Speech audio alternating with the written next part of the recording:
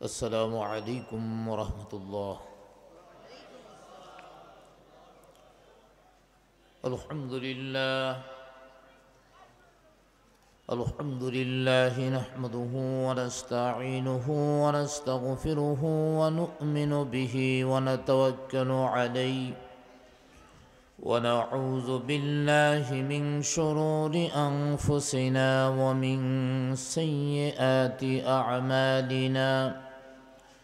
من يهده الله فلا مضل له ومن يضلله فلا هادي له، ونشهد أن لا إله إلا الله وحده لا شريك له، الذي أرسله بالحق بشيرا ونذيرا وداعيا إلى الله بإذنه وسراجا منيرا. فقد قال الله تبارك وتعالى في كلامه المجيد وفرقانه الحميد: أعوذ بالله من الشيطان الرجيم. بسم الله الرحمن الرحيم. هو الذي أرسل رسوله بالهدى ودين الحق ليظهره على الدين كله ولو كره المشركون. وقال تعالى في شان حبيبه: إن الله وملائكته يصلون على النبي يا أيها الذين آمنوا صلوا عليه وسلموا تسليما. بلغ العلا بكماله كشف الدجى بجماله حسنت جميع خصاله. صلوا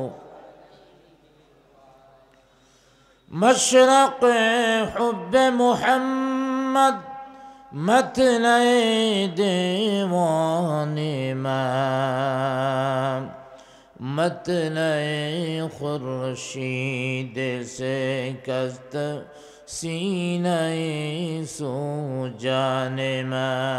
بلغ العلا بکمالہ كشف الدجى بجماله حسنت جميع خصاله.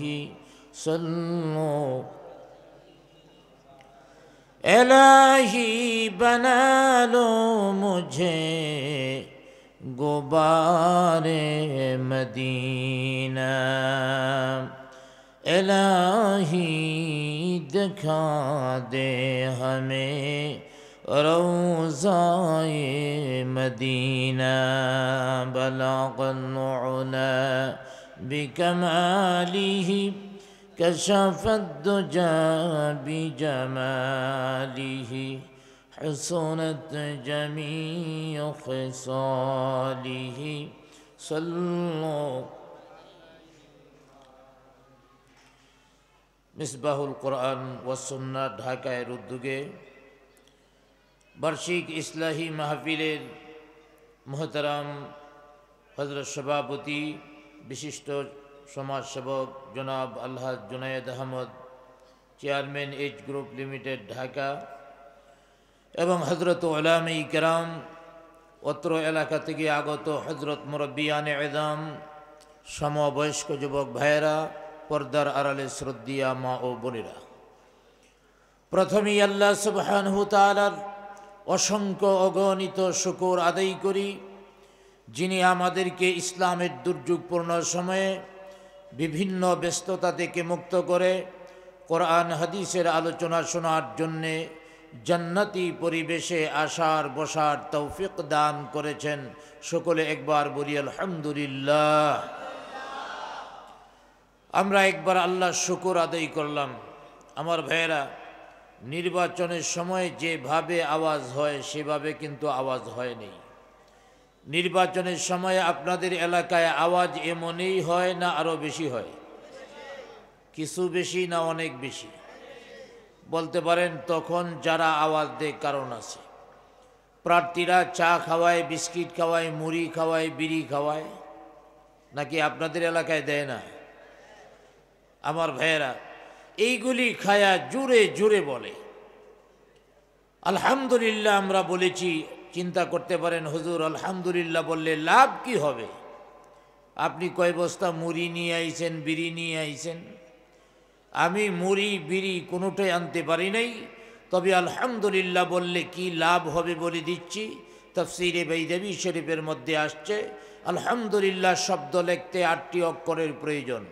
কোনো মানুষ যদি একবার আল্লাহর শুকর আদায়ের লক্ষ্যে আলহামদুলিল্লাহ বলে, আল্লাহ পাক তার জন্য জান্নাতের 8টি দরওয়াজা খুলে দেন। একবার সুবহানাল্লাহ বললেন, লাভ না লস? জুড়ে বলেন, লাভ না লস? হাদিসের মধ্যে আল্লাহর হাবিব বলেছেন, কেউ যদি একবার সুবহানাল্লাহ বলে, আল্লাহ পাক তার জন্য জান্নাতের মধ্যে একটা গাছ লাগাইয়া দেন। সুবহানাল্লাহ 2 বার বলছেন। গাছ কয়টা? গাছটা কত বড় হবে? আল্লাহর হাবিব বলেন, সুবহানাল্লাহ বললে তার জন্যে একটি গাছ লাগিয়ে দেওয়া হয়। এই গাছটা এত বড় হবে, গাছের যে ছায়াটা পড়বে, দ্রুতগামী ঘোড়া নিয়ে দৌড়ালে এই ছায়া পার হতে সময় লাগবে 500 বৎসর। সুবহানাল্লাহ 3 বার বললাম। গাছ কয়টা নাকি একটা? আমার ভাইয়েরা, আল্লাহর দরবারে কোনো কিছুর অভাব আছে? এই মাহফিলে যারা এসেছেন, সুবহানাল্লাহ বলার জন্য আপনারা সওয়াব পেয়েছেন, আলহামদুলিল্লাহ বলার জন্য পাবেন। যারা আসে নাই তারাও পাবে। যারা বাড়িতে বসে বসে টিভি দেখতেছে ওরাও পাবে। আপনাদের এলাকায় লোক আপনারাই না আরও আছে? জোরে বলেন, আছে না নাই? তারা কোথায়? কেউ টিভি দেখে, কেউ খাওয়া দাওয়া করে, কেউ লেপগঞ্জে যাওয়ার লাগিয়া প্রস্তুতি নিতেছে। আমার ভাইয়েরা, আজকেই যদি আজরাইল এসে যায়, এই কথা বলা যাবে? এখন ঠান্ডাটা একটু বেশি, 2-4 দিন পরে আইসেন, বলা যাবে? রাতেও তো আজরাইলের সাথে দেখা হয়ে যেতে পারে। সারা জীবনেই ব্যবসা করতে পারবেন, চা খাইতে পারবেন, বিড়ি সিগারেট খাইতে পারবেন। এখানে মাহফিল প্রতিদিন হবে না। আশেপাশে যারা আছেন আপনারা সুন্দর করে এসে প্যান্ডেলের ভিতরে বসে যান। আল্লাহ কবুল করুক, সকলে বলি আমিন। আমি বলতেছিলাম, আলহামদুলিল্লাহ বললে লাভ কি হবে? তাফসীরে বাইদাবী শরীফের মধ্যে আসছে, একবার আলহামদুলিল্লাহ বললে আল্লাহ পাক তার জন্য জান্নাতের 8টি দরওয়াজা খুলে দেন। জান্নাতের দরওয়াজা খুলতে রাজি আছেন? জুড়ে বলেন, রাজি আছেন? কে কে রাজি না হাত উঠান। বুঝে উঠেছেন নি? আমার ভাইরা, অনেকেই আছে বাংলাদেশের মানুষ বুঝা কাম করার থেকে না বুঝতেই বেশি করে। খুলনা বাংলা চত্বর গেলাম, জিজ্ঞেস করলাম কে কে জাহান্নামে যাবেন, হাত উঠান। 3 জন উইটা দাঁড়াইছে, কই আমরা যাবো। নামাজ পড়ুক বা না পড়ুক, জাহান্নামে কেউ যাইতে চায়? ফার্স্ট ক্লাস বেনমাজি, অর্থাৎ 5 ওয়াক্ত তো পড়েই না, হে জুম্মাও পড়ে না, ঈদের নামাজেও যায় না, এমন মুসলমান আছে না নাই? ওরেও যদি জিজ্ঞেস করা হয়, কিরে জাহান্নামে যাবি, জবাব দিবি, তুই যা, তোর 14 গোষ্ঠী সহ যা, আমি যাব না। আমার ভাইরা, তাহলে জান্নাতের দরওয়াজা খুলতে রাজি আছেন? এখন আবার সবাই বলে না, আবার যদি ভুল হয় জুড়ে বলেন জান্নাতের দরওয়াজা খুলতে রাজি আছেন? তাহলে আকাশ জমিন মুখরিত করে একবার বলি আলহামদুলিল্লাহ। মাশাআল্লাহ, এই তো আওয়াজ বেড়ে গেছে। বাংলাদেশের মানুষ কিন্তু লাভ ছাড়া কাজ করে না আমার ভাইয়ের। আলহামদুলিল্লাহ, লাভ বুঝে আসছে, আমলও হয়ে গেছে। আমি আমার আলোচনা শুরু করার আগে আমার ভাইয়েরা মজলিসটা আর একটু সুন্দর করতে চাই। সবাই যদি গায়ে গায়ে লাইগে বসেন তাইলে শীতের দিন আরাম হবে, আবার পরিবেশটাও সুন্দর হবে। একটু সবাই সামনের দিকে চলে আসি, সামনে কিছু জায়গা এখনও কালি, একটু লাড়াচাড়া দিয়ে সামনে চলে আসি। সবাই নিজ দায়িত্বে, যাদের সামনে খালি জায়গা থাকবে নিজ দায়িত্বে পুরা করে নেবেন, কারণ লোকজন আসবে, পিছনে জায়গা থাকলে তারা আইসা পিছনের দিকে বসবে। আপনারা আগে আসছেন, অতএব আগে বসবেন। আর আমি আপনাদের চেহারাগুলিও চিনে যাই, কিয়ামতের ময়দানে যদি ধরা খায়া যাই আল্লাহর কাছে বলবো, আল্লাহ এই নেককার লোকদেরকে নিয়ে আমি কিছুক্ষণ বসা ছিলাম। আল্লাহ আল্লাহ লা ইলাহা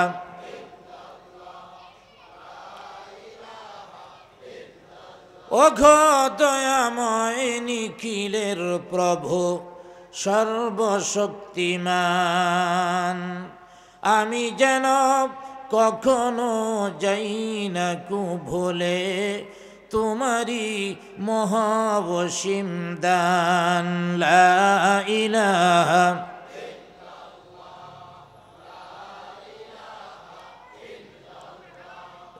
লা ইলাহা ইল্লাল্লাহ লা ইলাহা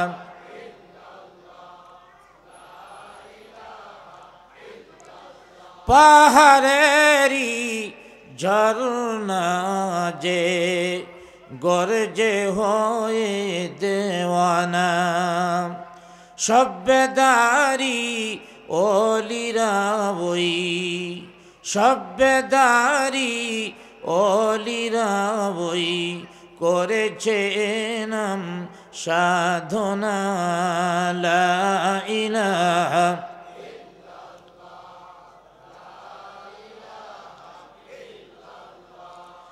লা ইলাহা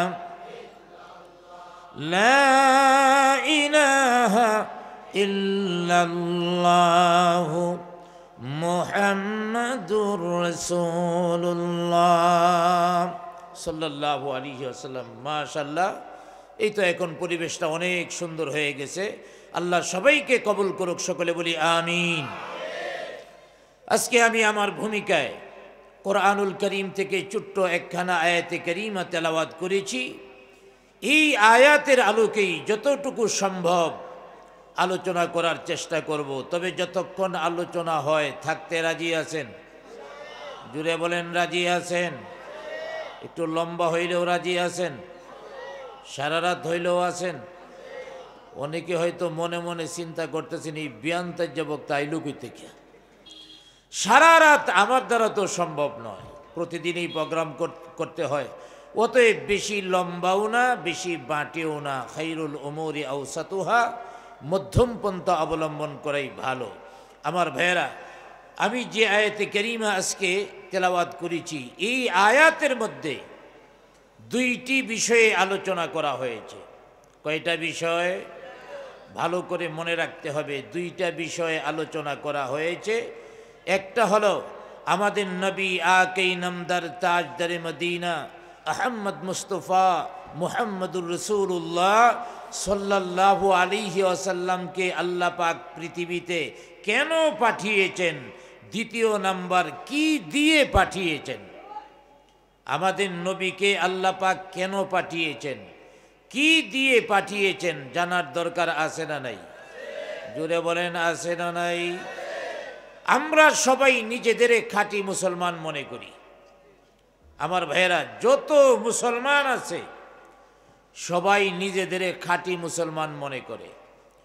যারা মাজারের মধ্যে যায় সিজদায় পড়ে থাকে ওরাও বলে আমরা খাঁটি মুসলমান, ঠিক কিনা জুড়ে বলেন? আমার ভাইয়েরা, যারা বিভিন্নভাবে মারফতের নাম দিয়া গান বাজনায় ডুবে থাকে, আমার ভাইয়েরা মারফতের গান গায়, ওরাও দাবি করে আমরা খাঁটি মুসলমান। আরেক দল আছে নিজেদের তো আশেকে রাসূল অলরেডি দাবি করি বলাইছে আমরা আশেকে রাসূল, শুধু আশেকে রাসূল না, বিশ্ব আশেকে রাসূল। এরাও নিজেদের খাঁটি মুসলমান মনে করে। আমার ভাইয়েরা, সবাই নিজেদের খাঁটি মুসলমান মনে করে, কিন্তু খাঁটি মুসলমান কারা এটা জানার দরকার আছে না নাই? খাঁটি মুসলমান কারা এটা জানার আগে আরেকটা বিষয় জানতে হবে, সেটা হলো আজকের যে আয়াতে কারিমা আমি তেলাওয়াত করেছি। আল্লাহর হাবিব পৃথিবীতে কেন এসেছেন, কি নিয়ে এসেছেন, অর্থাৎ আল্লাহ পাক কেন পাঠিয়েছেন, কি দিয়ে পাঠিয়েছেন, এই দুইটা বিষয় যদি আলোচনা করি, খাঁটি মুসলমান কাকে বলা হয় অটোমেটিক বের হয়ে যাবে। জুড়ে বলি আলহামদুলিল্লাহ। এখন জানতে হবে আল্লাহর হাবিবকে আল্লাহ পাক কেন পাঠিয়েছেন, কি দিয়ে পাঠিয়েছেন। আল্লাহ পাক বলেন, হুয়াল্লাযী আরসালা রাসূলাহু বিল হুদা ওয়া দীনিল হক লিইয়ুযহিরাহু আলাদ-দীনি কুল্লিহি ওয়ালাউ কারিহাল মুশরিকুন।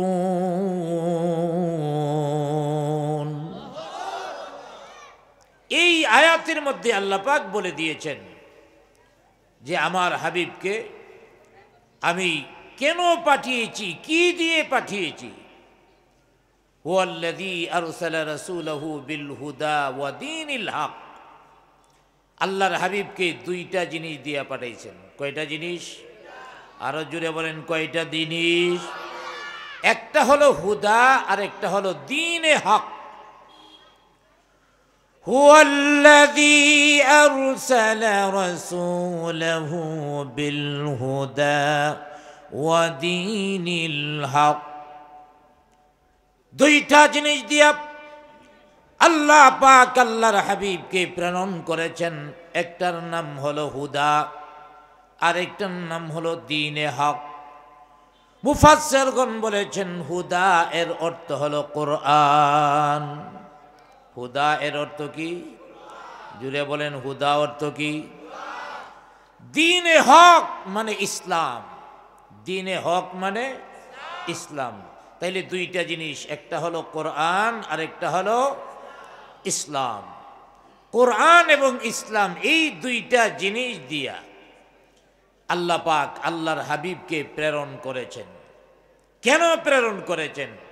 প্রথম জবাব আসলো কি দিয়ে প্রেরণ করেছেন? দুইটা জিনিস। কয়টা জিনিস? জুড়ে বলেন, কয়টা? কি কি? কোরআন এবং ইসলাম। জুড়ে বলেন, কি কি? আমার ভাইয়েরা, ওয়াজ তো সারা জীবনই শুনি, মাহফিলের ওয়াজ বাড়িতে কোনো সময় নেই না।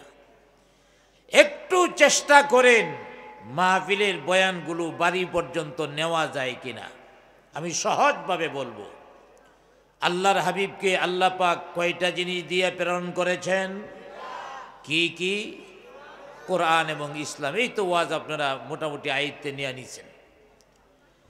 কোরআন এবং ইসলাম এই দুইটা জিনিস দিয়ে প্রেরণ করেছেন। কেন প্রেরণ করেছেন? দ্বিতীয় প্রশ্নের জবাব, লিইয়ুযহিরাহু আলাদ-দীনি কুল্লিহি ওয়ালাউ কারিহাল মুশরিকুন। লিইয়ুযহিরাহু আলাদ-দীনি কুল্লিহি। কেন প্রেরণ করেছেন? এর জবাব হলো, পৃথিবীতে যত তন্ত্র মন্ত্র রয়েছে, যত ধর্ম রয়েছে, তন্ত্র মন্ত্র রয়েছে, মতবাদ রয়েছে, সকল ধর্ম তন্ত্র মন্ত্র মতবাদের উপরে ইসলামকে বিজয়ী করার জন্য, ঠিক কিনা জুড়ে বলেন। সমস্ত ধর্ম তন্ত্র মন্ত্র মতবাদের উপরে ইসলামকে বিজয়ী করার জন্যে। আবার ভাইয়েরা, ইসলাম পরাজিত হওয়ার জন্য আসেনি, ইসলাম থাকবে বিজয়ী। বিজয়ী করার জন্যই আল্লাহর হাবিব এসেছেন। জুড়ে বলি আলহামদুলিল্লাহ। আল্লাহর হাবিব দুইটা জিনিস নিয়ে আসছেন, দায়িত্ব হলো একটা, এটা হলো সমস্ত তন্ত্র মন্ত্রের উপরে ইসলামকে বিজয়ী করবেন। এখন বিজয়ী করার জন্যে আল্লাহর হাবিব কিভাবে কাজ করেছেন আমাদের জানার দরকার আছে না নাই? ইসলামকে বিজয়ী করার জন্যে আমাদের কাজ করার দরকার আছে না নাই? তাহলে কিভাবে কাজ করব, আল্লাহর হাবিব কিভাবে কাজ করেছেন? আমার ভাইয়েরা, আল্লাহর হাবিবকে যখন আল্লাহ পাক দায়িত্ব দিয়েছেন, একটা জিনিস দিয়েছেন দুইটা, এই দুইটা বস্তুর মাধ্যমে একটি দায়িত্ব পালন করতে হবে। আল্লাহর হাবিব দায়িত্ব পালন করা শুরু করে দিয়েছেন। আমার ভাইয়েরা কি করেছেন? প্রথম ইসলামের এই সুমহান দাওয়াত, কোরআন এবং ইসলামের দাওয়াত, ইসলামকে বিজয়ী করার জন্যে কোরআন এবং ইসলামের দাওয়াত কাফের বেঈমানদের সামনে উপস্থাপন করার জন্যে আল্লাহর হাবিব একটা পন্থা কৌশল অবলম্বন করলেন। সেটা হলো মক্কার বিশিষ্ট লোকদেরকে আল্লাহর হাবিবের বাড়িতে দাওয়াত দেওয়ার ইচ্ছা করলেন। সুবহানাল্লাহ বলেন। আমার ভাইয়েরা, কেউ যদি কাউকে কারো বাড়িতে দাওয়াত দেয়, দাওয়াত দিয়ে খাওয়ায়, খুশি হয় না বেজার হয়? জুড়ে বলেন, খুশি না বেজার? তবে টিকেটওয়ালা দাওয়াত না। এখন তো দাওয়াত খাওয়াও আরেক ঝামেলা। এখন দাওয়াত খাওয়া মহা ঝামেলা। একেবারে নর্মাল হইলেও 1000-এর নিচে দেওয়া যায় না, ঠিক কিনা? জুড়ে বলেন। খাইলেন 200 টাকা, দিলেন 1000, লস কয় টাকা? জুড়ে বলেন কত? এমন খাওয়া খাননি আপনারা? লাভ না লস? আমার ভাইয়েরা, এই খাওয়া খায়াও লস। যে খাওয়া খাইলে কোনো টাকা নেয় না, ওই খানা হলো লাভের খানা। আমার ভাইয়েরা দেখবেন, তাবলিগের ভাইয়েরা মাঝে মাঝে খাওয়ার দাওয়াত দেয় কি দেয় না? জুড়ে বলেন, দেয় কি দেয় না? টাকা টুকা নেয়নি, টাকা দেওয়া লাগে। হ্যাঁ, একটু সময় দেওয়া লাগে, বৈশা বৈশা তাদের সাথে কিছু আমল করতে হয়। অনেক সময় পীর মাশায়েখদের খানকার মধ্যে খানার ইন্তজাম হয় কি হয় না? টাকা টুকা নেই। আল্লাহর হাবিব চিন্তা করলেন, এমন একটা খাবার খাওয়ামো, টিকেটওয়ালা খাবার না। টিকেটওয়ালা খাবার খাওয়ায় তো খাওয়ায়, আবার ক্যামেরাতে বালা করে ভিডিও করে রাখে, কোনটায় কোনটায় আইছে, আবার টাকা না দেওয়া চলে গেছে। লিস্টে আছে না নাই? আমার ভাইয়েরা, এটা প্রকৃত দাওয়াত নয়। আল্লাহর হাবিব হযরত আলী রাদিয়াল্লাহু তাআলা আনহুকে বললেন, হে আলী, তুমি যাও মক্কার বিশিষ্ট লোকদেরকে আমার বাড়িতে দাওয়াত দাও। তাবলিগের ভাইয়েরা দাওয়াত দেয়, দাওয়াত দিয়া আমার ভাইয়েরা খাওয়াবে। খাওয়ানোর আগে কিছু ঈমান আমলের কথা শোনায়া এই লোকটাকে দ্বীনের জন্য তৈরি করে নেয়। জুড়ে বলি আলহামদুলিল্লাহ। পন্থাটা কিন্তু আল্লাহর হাবিব থেকে গ্রহণ করেছেন। আল্লাহর হাবিব আলী রাদিয়াল্লাহু তাআলা আনহুকে বললেন, যাও মক্কার বিশিষ্ট লোকদেরকে দাওয়াত দাও। তিনি দাওয়াত দেওয়া শুরু করলেন। 1 জন 2 জন 3 জন, এইভাবে 40 জনকে দাওয়াত দিলেন। সংখ্যাটা ভালো করে মনে রাখবেন, কয়জন? সংখ্যার উপরেও কিন্তু ওয়াজ আছে। সংখ্যার উপরে কি আছে? আমার ভাইয়েরা, আজকে ওয়াজ যতক্ষণ আপনারা চান করবো, কারণ আজকে আর ভয় টয় নেই। যখন ঢাকার বাহিরে যাই তখন একটা ভয় থাকে, রওনা দিমু, রাস্তার মধ্যে কুয়াশা বেশি, আবার কোন সময় ডাকাতে ধরে। আজকে আমি যামু বামইল পর্যন্ত, এনে আমার কেউ ডাকাত ঢুকাতে ধরতো না। এখন ধরবো এলাকায়? কেউ ধরবে না, কুয়াশারও ভয় নেই, হাইটাও যাওয়া যাবে গাড়ি ছাড়া। অতএব একটু লম্বা হলেও অসুবিধা নেই, তবে আপনাদের অসুবিধা আসেনি। আমার ভাইয়েরা, আজকে একটু সময় দেওয়ার জন্য বসি। আলী রাদিয়াল্লাহু তাআলা আনহু দাওয়াত দিলেন মক্কার বিশিষ্ট লোকদের। কয়জন? জুড়ে বলেন, কয়জন? আল্লাহর হাবিব বললেন, হে আলী, মক্কার বিশিষ্ট লোকদেরকে তুমি দাওয়াত দিয়েছ, এদেরকে আপ্যায়ন করতে হবে, খাওয়া দাওয়া করাতে হবে।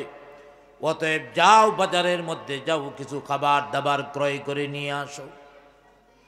আমার ভাইয়েরা, হযরত আলী রাদিয়াল্লাহু তাআলা আনহুকে আল্লাহর হাবিব কিছু টাকা দিয়া বাজারে পাঠালেন।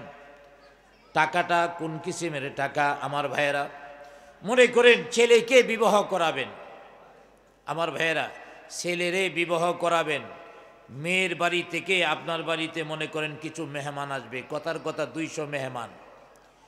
এই 200 মেহমানের খানার ইন্তজাম করবে এক লোকে, তারে আপনি 500 টাকা দিয়া বলছেন যাও বাজার সদাই করে নিয়ে আসো। বলেন 200 লোকের খানা আনা যাবে? আরো জোরে বলেন আনা যাবে? আলী রাদিয়াল্লাহু তাআলা আনহুকে যে টাকা দিয়েছেন, টাকার অবস্থাটা এমনই, 40 জন খানা খাবে। আলী রাদিয়াল্লাহু তাআলা আনহু যায় খাবার ক্রয় করে আনলেন। কি খাবার? 2 কেজি আটার রুটি। কয় কেজি আটার রুটি?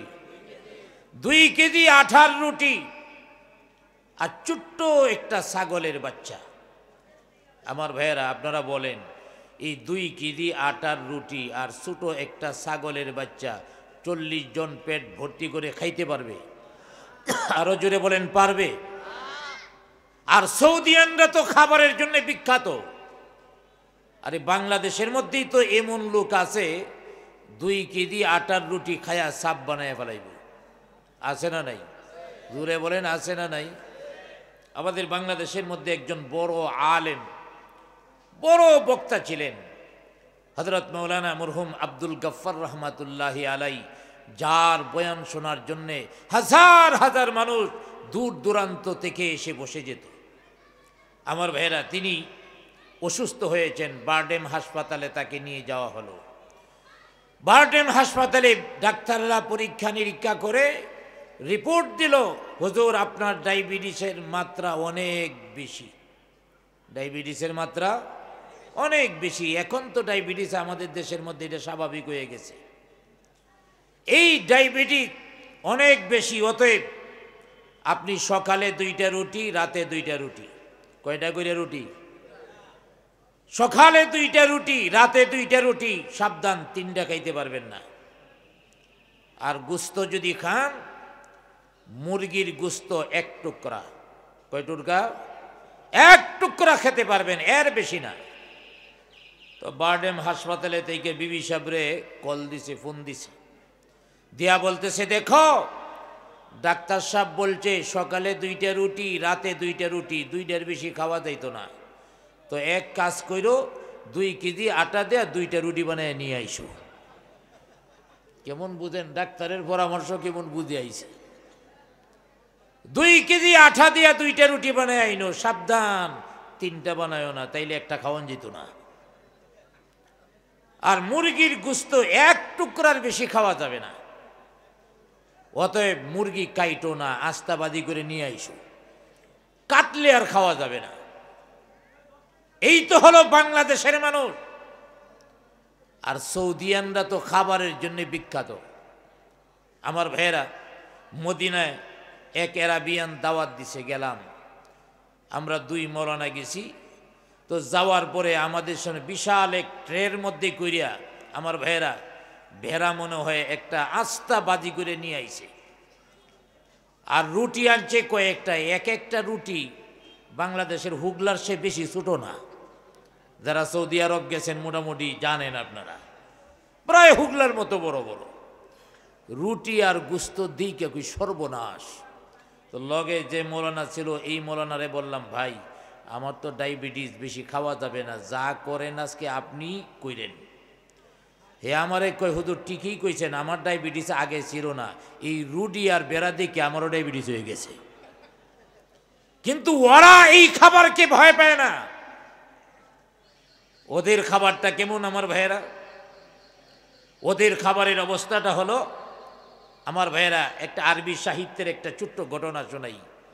আরাবিয়ানরা কেমন খাদুক ছিল। একবার এক লোক রওনা দিছে, এক জায়গায় যায় রাত্র হয়ে গেছে। মনে করেন আপনাদের এই মোমেনবাগ আইসা রাত্র হয়ে গেছে। আগে তো গাড়ি টাড়ি ছিল না, হাইটে আসতে হইতো। এখন মোমেনবাগ আসার পরে চিন্তা করলো কই যাব কই যাব। আবার মোমেনবাগের একজন লোক খুব আল্লাহওয়ালা, পরহেজগার মুত্তাকিন, হ্যাঁ মেহমানদের সবসময় খুঁজা বেড়ায় খাওয়ানির লেগে। এমন লোক আছে না নাই? জোরে বলেন আছে না নাই? আবার কিছু বাড়িওয়ালা আছে আমার ভাইয়েরা, ফ্ল্যাটের সামনে দেয় জুতা গনে, দেহে মেহমান টেমান আইছে কিনা। মেহমান আইলে পরের মাসে কয় না তোমার পানির বিল বিদ্যুতের বিল আরো বাড়াইয়া দিতে হইব, এমন আছে না নাই? থাকলে খাতলোটটা পাল্টাইতে হবে। মেহমান সাথে বরকত নিয়ে আসে, বাড়িওয়ালার জন্য, যার কাছে আসবে তার জন্য। আমার ভাইয়েরা, ওই লোকে মোমেনবাগ আইসা রাত্র হয়ে গেছে, কোথায় যাবে? ওই আল্লাহওয়ালা মানুষের সাথে দেখা। ভাই আপনার বাড়ি কোথায়? মনে করেন কথার কথা বলতেছে আমার বাড়ি নরসিংদী। কই যাবেন? ঢাকা রওনা দিছি, এখন রাত্রে কই যাব? তো ঠিক আছে আমার বাড়িতে বেড়ান। মুসাফির চিন্তা করলো তাইলে তো ভালোই হয়, তদানীন্তন সময় হোটেলও ছিল না। বাস ওনাকে বাড়িতে নিয়ে গেছে মেহমান হিসাবে। আমার ভাইয়েরা ঘরের সামনের রুমের মধ্যে বসায়া পিছনে গেছে, বিবি সাবরে যায়া বলতেছে মেহমান আসছে একজন, খাবার টাবার কিছু থাকলে দাও। বিবি সাহেব বলল ঠিক আছে ব্যবস্থা করতেছি। এবার 10টা রুটি বাইজা একটা ট্রের মধ্যে দিয়া বলতেছে রুটিগুলি মেহমানের সামনে দিয়ে আসেন, আমি ডাইল আরেকটা পেয়ালার মধ্যে বাড়তেছি, আইসা নিয়ে যাবেন। ওই রুটি 10টা দিয়া তার সামনে দিয়ে আইছে ডাল নেওয়ার জন্যে। ডাল নিয়ে দেহে রুটি 10টা শেষ। আমার ভাইয়েরা ডাল সামনে দিয়া চিন্তা করলো রুটি তো নাই, ডাল কেমনে খাবে? আবার বিবি সাবরে যায় বলতেছে ওই তো ডাল নেওয়ার আগেই রুটি 10টা খাইয়া বলাইছে, আরো কিছু রুটি থাকলে দাও। আমার ভাইয়েরা আরো 10টা রুটি দিছে। রুটি নিয়ে দেখে ডালের পেয়ালা শেষ। আবার ডাল নিয়ে গেছে, যায় দেখে রুটি 10টা শেষ।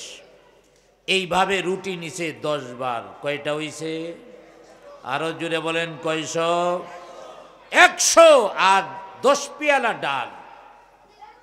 আমার ভাইয়েরা এইভাবে খানা দানা রাত্রে শেষ হইল। তো খানা দানা শেষ হওয়ার পরে বাড়িওয়ালা জিজ্ঞেস করে ভাই আপনার সাথে তো কথা হলো না, আপনি আসছেন ঢাকা যাবেন, তো ঢাকা কে লেগে যাবেন? কই ভাই ঢাকা যাব, বিশাল সমস্যায় আছি। কি সমস্যা? যে ভাই আমি এত অসুস্থ, খানা দানা বন্ধের পথে। খানা দানা বন্ধের পথে, জিহ্বায় রুচি নাই, খাইতে পারি না। বাড়িওয়ালা কয় সুবহানাল্লাহ, হে খাইতে পারে না, তারপরেও রুটি খাইছে 100, ডাল খাইছে 10 পেয়ালা, তাও রুটি আর ডাইলের সাথে সাক্ষাৎ গড়াইতে পারলাম না। ওই যদি সুস্থ হয় আল্লাহ জানে কয়শো খায় রুটি। তো বলতেছে ভাই আপনার হাতে ধরে কই, ঢাকা থেকে যাওয়ার সময় এই কুনাফাড়া দেয়া রায়েন না, ওই ঘোড়াশাল দিয়া আরেকটা রাস্তা আছে 5 দোনা দিয়া, ওই রাস্তায় দেন। কারণ আপনি অসুস্থ, তারপরেও 100 রুটি 10 পেয়ালা ডাল, রুটি আর ডালের সাথে সাক্ষাৎ ঘটাতে পারলাম না। আর যদি আপনি সুস্থ হন আল্লাহ জানে কয়শো লাগে রুটি, আপনি আর এই রাস্তা দিয়ে আইসেন না। এমন খাদুক লোক। এদের মেহমান কয়জন মনে আসেনি? মেহমান কয়জন? আরো জোরে বলেন কয়জন? এই জন্য বলছিলাম মেহমানের সংখ্যা মনে রাখবেন। এখন খাবার কি? 2 কেজি আটার রুটি, ছোট্ট একটা ছাগলের বাচ্চার ভাজি, যে পরিমাণ টাকা দিছে এই পরিমাণ খাদ্য আনছে, টেবিলের মধ্যে রাখা হয়েছে। মেহমানরা চতুর্দিক থেকে এসে বসে গেল, 40 জন মেহমান। এর মধ্যে একজনের নজর পড়ে গেল টেবিলের দিকে, খাবারের দিকে। আমরা যখন খাবারের টেবিলে বসি অনেক সময় খাবার দেখা যায় না কি পরিমাণ আছে। খাবারের দিকে দৃষ্টি পড়ে গেল। আমার ভাইয়ারা, খাবারের দিকে যখন দৃষ্টি পড়ে গেল, একজন আর একজনকে আঙ্গুল দিয়া গুতা দিয়া দেখে দাওয়াত তো দিয়েছে 40 জনকে। খাবারের দিকে তাকায়া দেখো কি পরিমাণ খাবার, আমাদের একজনেরই তো হবে না, দাওয়াত দিছে 40 জন। আমার ভাইয়েরা, এবার নেতা আবু জাহিল্লা দাঁড়ায় গেছে, কই তোমরা চুপ থাকো, বাতিদা কখনো উল্টাপাল্টা কাম করে না, হয়তো ঘরের ভিতরে খাবার আছে। ওরা কি মনে করছে? ঘরের ভিতরে খাবার আছে। আবু জাহাল দাঁড়ায় গেল, আর ডাক দিয়া বলতে শুরু করলো, হে বাতিজা মুহাম্মদ, তুমি কখনো কারোর সাথে খারাপ আচরণ করো না, কাউকে কষ্ট দাও না, কারোর সাথে তুমি কোনোদিন প্রতারণা করো নাই। আজকে আমরা বিশিষ্ট 40 জনকে দাওয়াত করেছ আর অল্প খাবারের ব্যবস্থা করেছ, এর কারণ কি? আল্লাহর হাবিব ডাক দিয়া বললেন, হ্যাঁ মক্কার বিশিষ্ট মেহমান বৃন্দ, আমি ওয়াদা দিচ্ছি যতক্ষণ পর্যন্ত তোমাদের পেটের মধ্যে ক্ষুধা থাকবে, যতক্ষণ পর্যন্ত তোমরা খাইতে চাও, ততক্ষণ পর্যন্ত তোমাদের সামনে খাবার দেওয়া হবে। সুবহানাল্লাহ বলেন। এবার সবাই শান্ত হয়ে গেলেন, জানে আমাদের নবী মিথ্যা কথা বলেন না, আমাদের নবী কারো সাথে প্রতারণা করেন না। ওরা আশ্বস্ত হয়ে গেল, বিশ্বস্ত হয়ে গেল আমার ভাইয়েরা, যে হয়তো ঘরে আবার আরো খানা আছে। এবার আল্লাহর হাবিব ডাক দিয়া বলেন, হে আলী, মেহমানদেরকে দাওয়াত করেছ তুমি, আবার ব্যবস্থাপনাও করেছ তুমি, এখন পরিবেশন করার দায়িত্বটাও তোমার। আলী রাদিয়াল্লাহু তাআলা আনহুর চেহারাটা কালো হয়ে গেছে। একটু আগে ঘোষণা দিছে, যতক্ষণ খাইতে চায় এতক্ষণ খাবার, জুড়ে বলেন, খাবার দেওয়া হবে। ঘরের ভিতরে যে আর খাবার নাই, এটা ওরা না জানলে আমি আলী তো ঘরের খবর জানি। 2 কেজি আটা শুরু করবো, একজনরে দিব, হ্যাঁ সব খাইয়া বলাইব, দ্বিতীয় জনের কাছে যাই আমার উল্টা মাইর খাইতে হইব,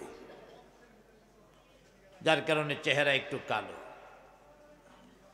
আল্লাহর হাবিব বুঝতে পারলেন, আর ডাক দিয়া বলেন, আলী আমার কাছে খাবারের বর্তনগুলি নিয়ে আসো।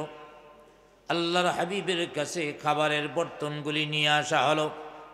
আল্লাহর হাবিব তার মুখের কাছে নিয়ে সামান্য একটু বরকতি তুতু নিক্ষেপ করলেন আর বললেন, হে আলী, খাবার পরিবেশন করা শুরু করে দাও, যতক্ষণ খাবার চাইবে ততক্ষণ তুমি তাদেরকে খাবার দিবা। খাবার পরিবেশন করা শুরু হয়ে গেল। 1 জন 2 জন 3 জন 4 জন 40 পর্যন্ত খাবার দিয়েছেন। আবার 1 থেকে 40, আবার 1 থেকে 40, আবার 1 থেকে 40, বারবার খাবার দিতেছেন। কিন্তু আলী রাদিয়াল্লাহু তাআলা আনহু দেখতেছেন খাবার আগে যা ছিল এখনো তাই বাকি আছে। শেষ পর্যন্ত 40 জন তৃপ্ত হয়ে গেল, পেট ভর্তি করে তারা খাবার দাবার খেলো। এবার 40 জন বলতে আরম্ভ করলো, হে আলী, এখন থেমে যাও, থেমে যাও, আর খাবার দিবা না, আমরা খাইতে খাইতে পেট ভর্তি হয়ে গেছে, আর খাওয়া যাবে না, অতএব থেমে যাও, আর খাবারের দেওয়ার কোনো প্রয়োজন নেই। আমার ভাইরা, 40 জন মেহমান 2 কেজি আটার রুটি শেষ করতে পারে নাই, একটা ছোট ছাগলের বাচ্চা শেষ করতে পারে নাই। এই বরকত দিয়েছেন কে? আরো জোরে বলে, বরকত দিয়েছেন কে? খাবার দাবার শেষ হয়ে গেল। আল্লাহর হাবিব দাঁড়ালেন কিছু কথা বলার জন্য। আল্লাহর হাবিব এদেরকে দাওয়াত দিয়েছেন, খাবার দাবার দিয়েছেন, উদ্দেশ্য আছে না নাই? জোরে বলেন, উদ্দেশ্য আছে না নাই? উদ্দেশ্য তো এই কোরআনের আয়াত, হুয়াল্লাযী আরসালা রাসূলাহু বিল হুদা ওয়া দীনিল হক লিইয়ুযহিরাহু আলাদ দীনি কুল্লিহি ওয়ালাউ কারিহাল মুশরিকুন।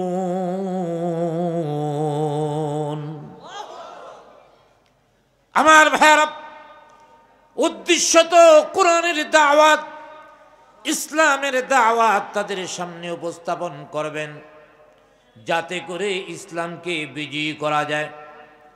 আল্লাহর হাবিব চিন্তা করলেন, সমাজের বিশিষ্ট লোকেরা, সমাজের মান্যগণ্য লোকেরা, নেতৃস্থানীয় লোকেরা যদি ইসলাম গ্রহণ করে, কোরআন গ্রহণ করে, তাহলে ইসলাম সহজেই বিজয়ী হয়ে যাবে। আমার ভাইয়েরা, এই মোমেনবাগের বিশিষ্ট লোক যারা আছে, বিশেষ করে যুবকদের মধ্যে যারা প্রভাবশালী শক্তিমান, তারা সবাই যদি মোমেনবাগ বৈশা একটা আইন করে, আজকে থেকে যারা ফজরের নামাজের মধ্যে মসজিদে না যাবে তাদেরকে পিটানো হবে।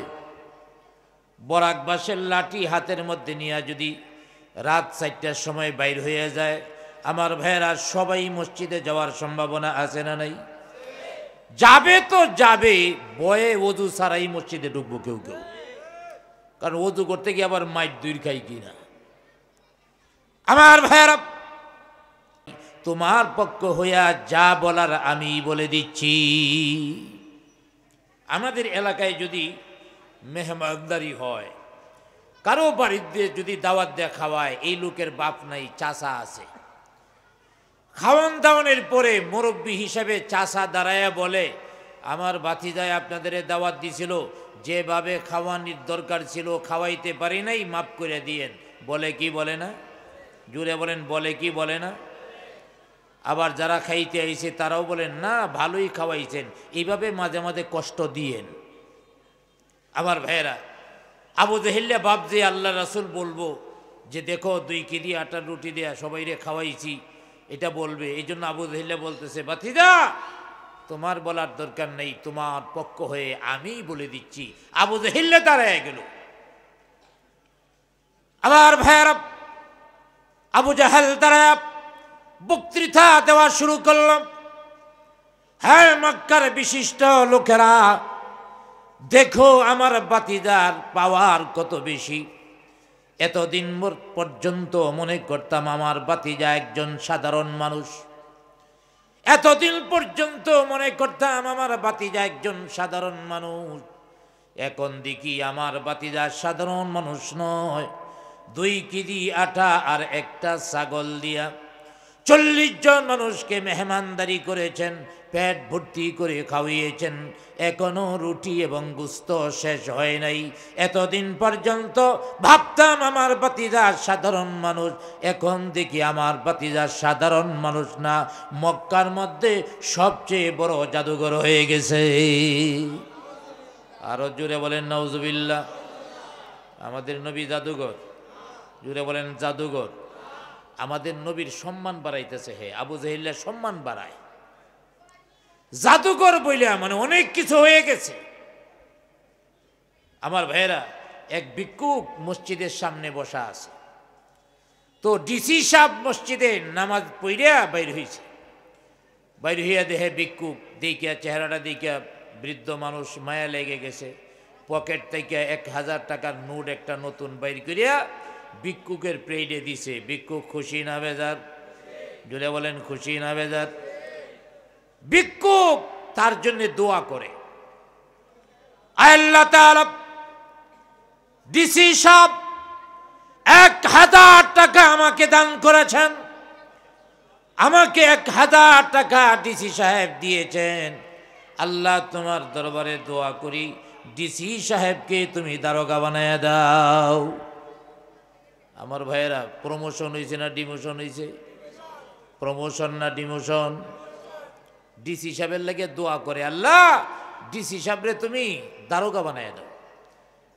ওই বৃদ্ধ জানে না কয়টা প্রমোশনের পরে ডিসি হয়। আবু জেহেল্লা আমাদের নবীর সম্মান বাড়ায়। এতদিন মনে করছিলাম সাধারণ মানুষ, দেখো সাধারণ মানুষ না, 2 কেজি আটা দিয়া একটা ছোট ছাগলের বাচ্চা দিয়া 40 জনরে খাওয়াইছে। আমার ভাতিজারে সাধারণ মনে করো না, আমার ভাতিজা অনেক বড়। ভাতিজার সম্মান বাড়ায়। সম্মান বাড়ছে না কমছে? আরে আমাদের নবী জাদুঘর হবে কেন? আমাদের নবী তো হলো রহমতের নবী, ঠিক কিনা? জোরে বলেন, আরো জোরে বলেন ঠিক কিনা? আমাদের নবী রহমতের নবী। وما أرسلناك إلا رحمة للعالمين।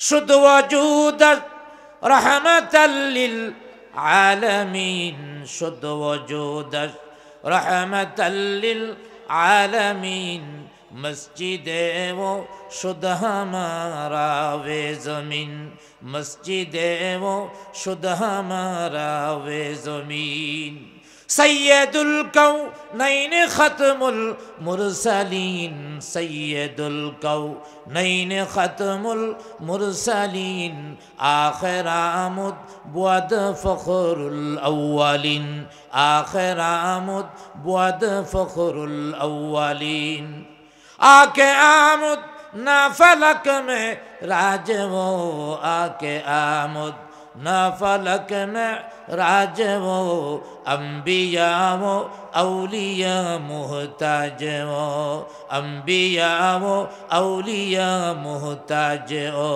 सबाई जुड़े बोली अल्लाहु अकबर आरो जुड़े बोली अल्लाहु अकबर अमार भाईरा তিনি তো রহমতের নবী তিনি তো সৈয়দুল মুরসালিন ইমামুল মুরসালিন সকল নবীদের ইমাম সকল নবীদের নেতা সমস্ত মানুষের নেতা আমাদের নবী আমার ভাইরা আল্লাহর হাবিব দাওয়াত দেওয়ার জন্য তাদেরকে জমায়েত করেছিলেন কিন্তু আবু জেহেলের জন্য আল্লাহর হাবিব দাওয়াত দিতে পারলেন না পরিবেশটা নষ্ট হয়ে গেল আবু জেহেলের বক্তব্যের কারণে পরিবেশটা নষ্ট হয়ে গেল দ্বিতীয় দিন আবার দাওয়াত দিলেন তৃতীয় দিন আবার দাওয়াত দিলেন আবু জেহেলিয়া তিনও দিনই পেছ লাগাইছে আল্লাহর হাবিব বলল তাইলে এই পদ্ধতিতে হবে না এখন পদ্ধতি পাল্টাতে হবে সুবহানাল্লাহ বলেন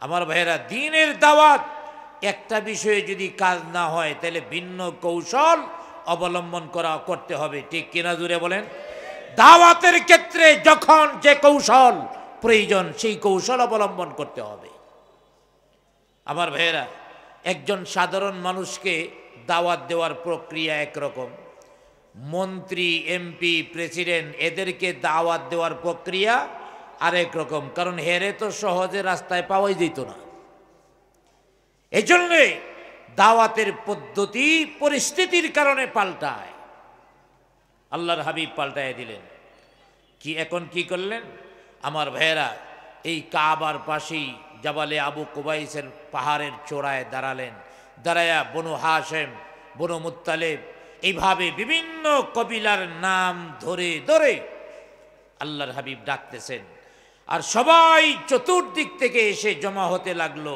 আমাদেরকে মুহাম্মদ আমিন ডেকেছে আল আমিন ডেকেছে আমাদের নবীকে সবাই আল আমিন ডাকতো সুবহানাল্লাহ বলেন আমার ভাইয়েরা আমাদের নবীকে আল আমিন উপাধি তারাই দিয়েছিল চরম বিশ্বস্ত আল্লাহর হাবিব ডাকতেছে আমার ভাইয়েরা নেতায় যদি ডাকে তাহলে মানুষ একত্রিত হয় না আল্লাহর হাবিবকে অন্তর দিয়া মক্কার সব মানুষেরা ভালোবাসত সবাই চতুর্দিক থেকে পাহাড়ের পদদেশে একত্রিত হয়ে গেল এখন আল্লাহর হাবিব যে বক্তব্য দিয়েছিলেন কুলু লা ইলাহা ইল্লাল্লাহ তুফলিহুন আল্লাহর হাবিব বক্তব্য দিলেন তোমরা বলো লা ইলাহা ইল্লাল্লাহ সফলতা অর্জন করবে জোরে বলি সুবহানাল্লাহ এই দাওয়াতটা দেওয়ার আগে আবার কিছু কথাও আল্লাহর রাসূল বলেছেন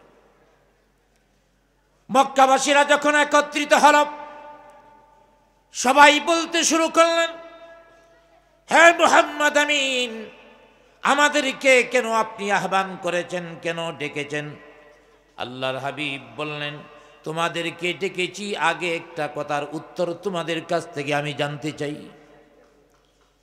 কি কথার উত্তর জানতে চান আল্লাহর হাবিব বললেন হ্যাঁ মক্কাবাসীরা আমি তোমাদের কাছ থেকে জানতে চাই আমাকে তোমরা আল আমিন ডাকো আল আমিন উপাধি দিয়েছ এটা বুঝে দিয়েছ না নাকি না বুঝে দিয়েছ জানতে চাই বুঝে দিছ না এমনিতেই দিছ মক্কা সব লোকেরা বলতে আরম্ভ করলো আমরা বুঝেই দিছি কারণ মক্কার মধ্যে আপনি ছাড়া বিশ্বস্ত আর কাউকে আমরা দেখি না সুবহানাল্লাহ বলেন আসলেই পরিস্থিতিটা এমন ছিল আমার ভাইয়েরা মক্কায় তখন কেউ কাউকে বিশ্বাস করতে পারতো না। কেউ যদি কারো কাছে টাকা জমা রাখতো, হে আত্মসাৎ করে বসে থাকতো। তবে বর্তমান জমানায় কারো কাছে টাকা জমা রাখলে মনে হয় পাওয়া যায়। জুড়ে বলেন পাওয়া যায়। এই টাকা কেমনে কেমনে যে জায়েজ করে লয়। কেউ যদি টাকা কারো কাছে পায় সহজে দেয় না। আমার ভাইয়েরা সহজে টাকা দেয়? সহজে টাকা দেয় না। আর মক্কার অবস্থা এমন ছিল, সুযোগ পাইলেই মাইরে দিত। মক্কার পরিবেশ পরিস্থিতিটা আমার ভাইয়েরা বোঝানোর জন্য ছোট্ট একটা ঘটনা বলবো। জোরে বলেন বলবো। তদানীন্তন সময়ে মক্কার অবস্থাটা কেমন ছিল লেনদেনের ব্যাপারে, টাকা পয়সার ব্যাপারে। আমার ভাইয়েরা, এক লোক মারা গেছে, ছোট ছোট দুইটা বাচ্চা রাইখা। এখন আমার ভাইয়েরা আবু জেহেল্লা খবর পাইয়া গেছে হের বাড়িতে, যাইয়া আবু জেহেল্লা কান্নাকাটি করে, এই লীল দেখেন যায় কই, এরা ধরেন, তিনজনে ধরেন, এ দুইটা যায় কই, এ দুইটা দাঁড়াইছে গেল লেগে, কই যাও কই যাও, কই হুদুর একটা টান খাইয়াই। আমার ভাইয়েরা, বাংলাদেশের কিছু মানুষ বিড়ির সাথে এমন প্রেম করছে, আধা ঘন্টা যদি বিড়ি না খায় হের মাথাটা নষ্ট হয়ে যায়। আছে না নাই? জুড়ে বলেন আছে না নাই? অনেকে বলে হুজুর কি যে বলেন, পায়খানার মধ্যে বইয়া তিনটা বিড়ি না খাইলে তো পায়খানাই ক্লিয়ার হয় না। এইটারে কোন পাগলে ধরছে? আমার ভাইয়েরা, 1-1.5 ঘন্টা বিড়ি সিগারেট না খাইলে কেউ মারা যাবে? একটু সময় দেখেন না বিড়ির মোহাব্বত ছাড়তে পারেন কিনা। বিড়ির কথা মনে হইলি মাথারা গুরানি মারে, তখন উঠে যায়। আমার এক ড্রাইভার ছিল, এই ড্রাইভারে দেখি এই ওয়াজে বসে আবার উঠে জায়গা, আবার বসে আবার উঠে জায়গা। গাড়িতে আসছে পরে বললাম, এই তোরে ওয়াজের মধ্যে বসতে কইছে কেডা? আর যায়া বসস, বারবার উডস কেন লাগিয়া? হুজুর ওয়াজে বসি তো ওয়াজ শোনার লাগিয়া। তো উডস কেন লাগিয়া? কই হুজুর আপনার ওয়াজও মজা লাগে, বিড়িও মজা লাগে। তো ওয়াজ শোনার লেগে যাই যেহেতু মজা লাগে, যখন বিড়িটার কথা মনে হয় মাথাটা একটা ঘোরানি মারে, উইঠা যাই গিয়া পাশে যায় বিড়িটা খাই, আবার যায় বই। আমার ভাইয়েরা, 1-1.5 ঘন্টা বিড়ি না খাইলে কেউ মারা যায় না। জীবনে কত দোয়া করলাম, দেখেন না আজকে দোয়াটা আল্লাহর কাছে কবুল হয় কিনা। আল্লাহর দরবারে কান্নাকাটি করে তারপরে বাড়িতে যাব। আল্লাহ কবুল করুক, সকলে বলি আমিন। আমার ভাইয়েরা, একজন যুবক মারা গেছে, 2টা বাচ্চা রাইখা, মনে আসেনি আপনাদের? আবু জাহিল্লা গেছে, নেতা তো, খবর পাইয়া গেছে হের বাড়িতে, যে কান্নাকাটি করতেছে। অনেক মানুষ এসে কান্নাকাটি। আমাদের দেশও দেখবেন বড় লোক মারা গেলে কান্নাকাটির লোকের অভাব নাই। রিক্সার ড্রাইভার হেও যায় কান্দে, কিরি তুই কান্দোস কেন লাগিয়া? কয়ে কানমো না, চাষায় কোনাপাড়া আমি দাঁড়ায় থাকতাম, আর চাষায় আমার রিক্সাটার মধ্যে উঠতো, মোমেন বা গায়ার নাইমিয়া 500 টাকার নোটটা আমারে দিয়া দিত। আহারে এই চাষারে কই পাই? চাষার লাগে কান্দে না 500 টাকা নোটের লাগে কান্দে। বড় লোক মরলে কান্নার মানুষের অভাব নাই। আর গরিব যদি মরে কাছেও যায় না, কয় গেলেই কাপনের কাপড়ের টাকা দেওয়া লাগবে। ঠিক কিনা জোরে বলেন? আবু জাহিল্লাও গেছে, কান্দে। একটাই কয়, স্যার আপনার তো কোনো আত্মীয় টাত্মীয় লাগে না, কান্দেন কেন লাগে? আবু জাহিল্লা কয়, চুপ কর, কানবো না? 2টা বাচ্চার এইকে মারা গেছে। এই বাচ্চাগুলি কিভাবে লালিত পালিত হবে? ছোট ছোট বাচ্চা, কারণ মা তো আরেক জায়গার মধ্যে বিবাহ বৈশা যাবে। মক্কায় মহিলাদের জন্য দ্বিতীয় বিবাহটা দোষের বিষয় না, ইসলামেও দোষের বিষয় না। আর বাংলাদেশের মধ্যে একবার যদি মহিলার বিয়া হয়, এইটারে এমন দুশ্মনে করে অবিবাহিত কোনো ছেলে, আমার ভাইয়েরা, এইটারে বিয়া করতে চায় না। ঠিক কিনা জুড়ে বলেন? আবার পক্ষান্তরে একজনের বয়স হয়ে গেছে 70, সামনের দাঁত 4টা ফুরে গেছে। আমার ভাইয়েরা, গাল ডাব্বে গে ভিতরে চলে গেছে, বউ মারা গেছে। এরপরেও খুঁজে যায় রাবট ধরে, কয় জমি 2 বিঘা দিয়া দিব নি লিখিয়া, এরপরেও একটা অবিবাহিতা মেয়ে দেহ। চিন্তা করছেন?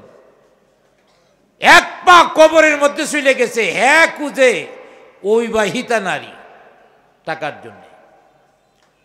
আমার ভাইয়েরা, পুরুষ হোক আর মেয়ে হোক, দ্বিতীয় বিবাহ দোষের কোনো বিষয় না। মা অন্য জায়গায় বিবাহ বসে যাবে, বাচ্চাগুলি কেমনে বড় হবে? আরেকটায় কানে কানে কয়, স্যার মক্কায় তো নিয়ম এটাও আছে, বাপ যদি মারা যায়, মা অন্য জায়গায় বিবাহ বসে যায়, তাইলে বাচ্চাগুলির অভিভাবক হইয়া সম্পদ টম্পদ নিয়ে বাচ্চাগুলিরে বড় করা, বড় হওয়ার পরে সম্পদগুলি বুঝাইয়া দেওয়া, এটা তো আপনি করতে পারেন। আবু জেহেল্লা কয়, বুঝোস না কেন লাগে, এটাই তো চাই আমি। অর্থাৎ সম্পদটা কোনো মতে নিবে।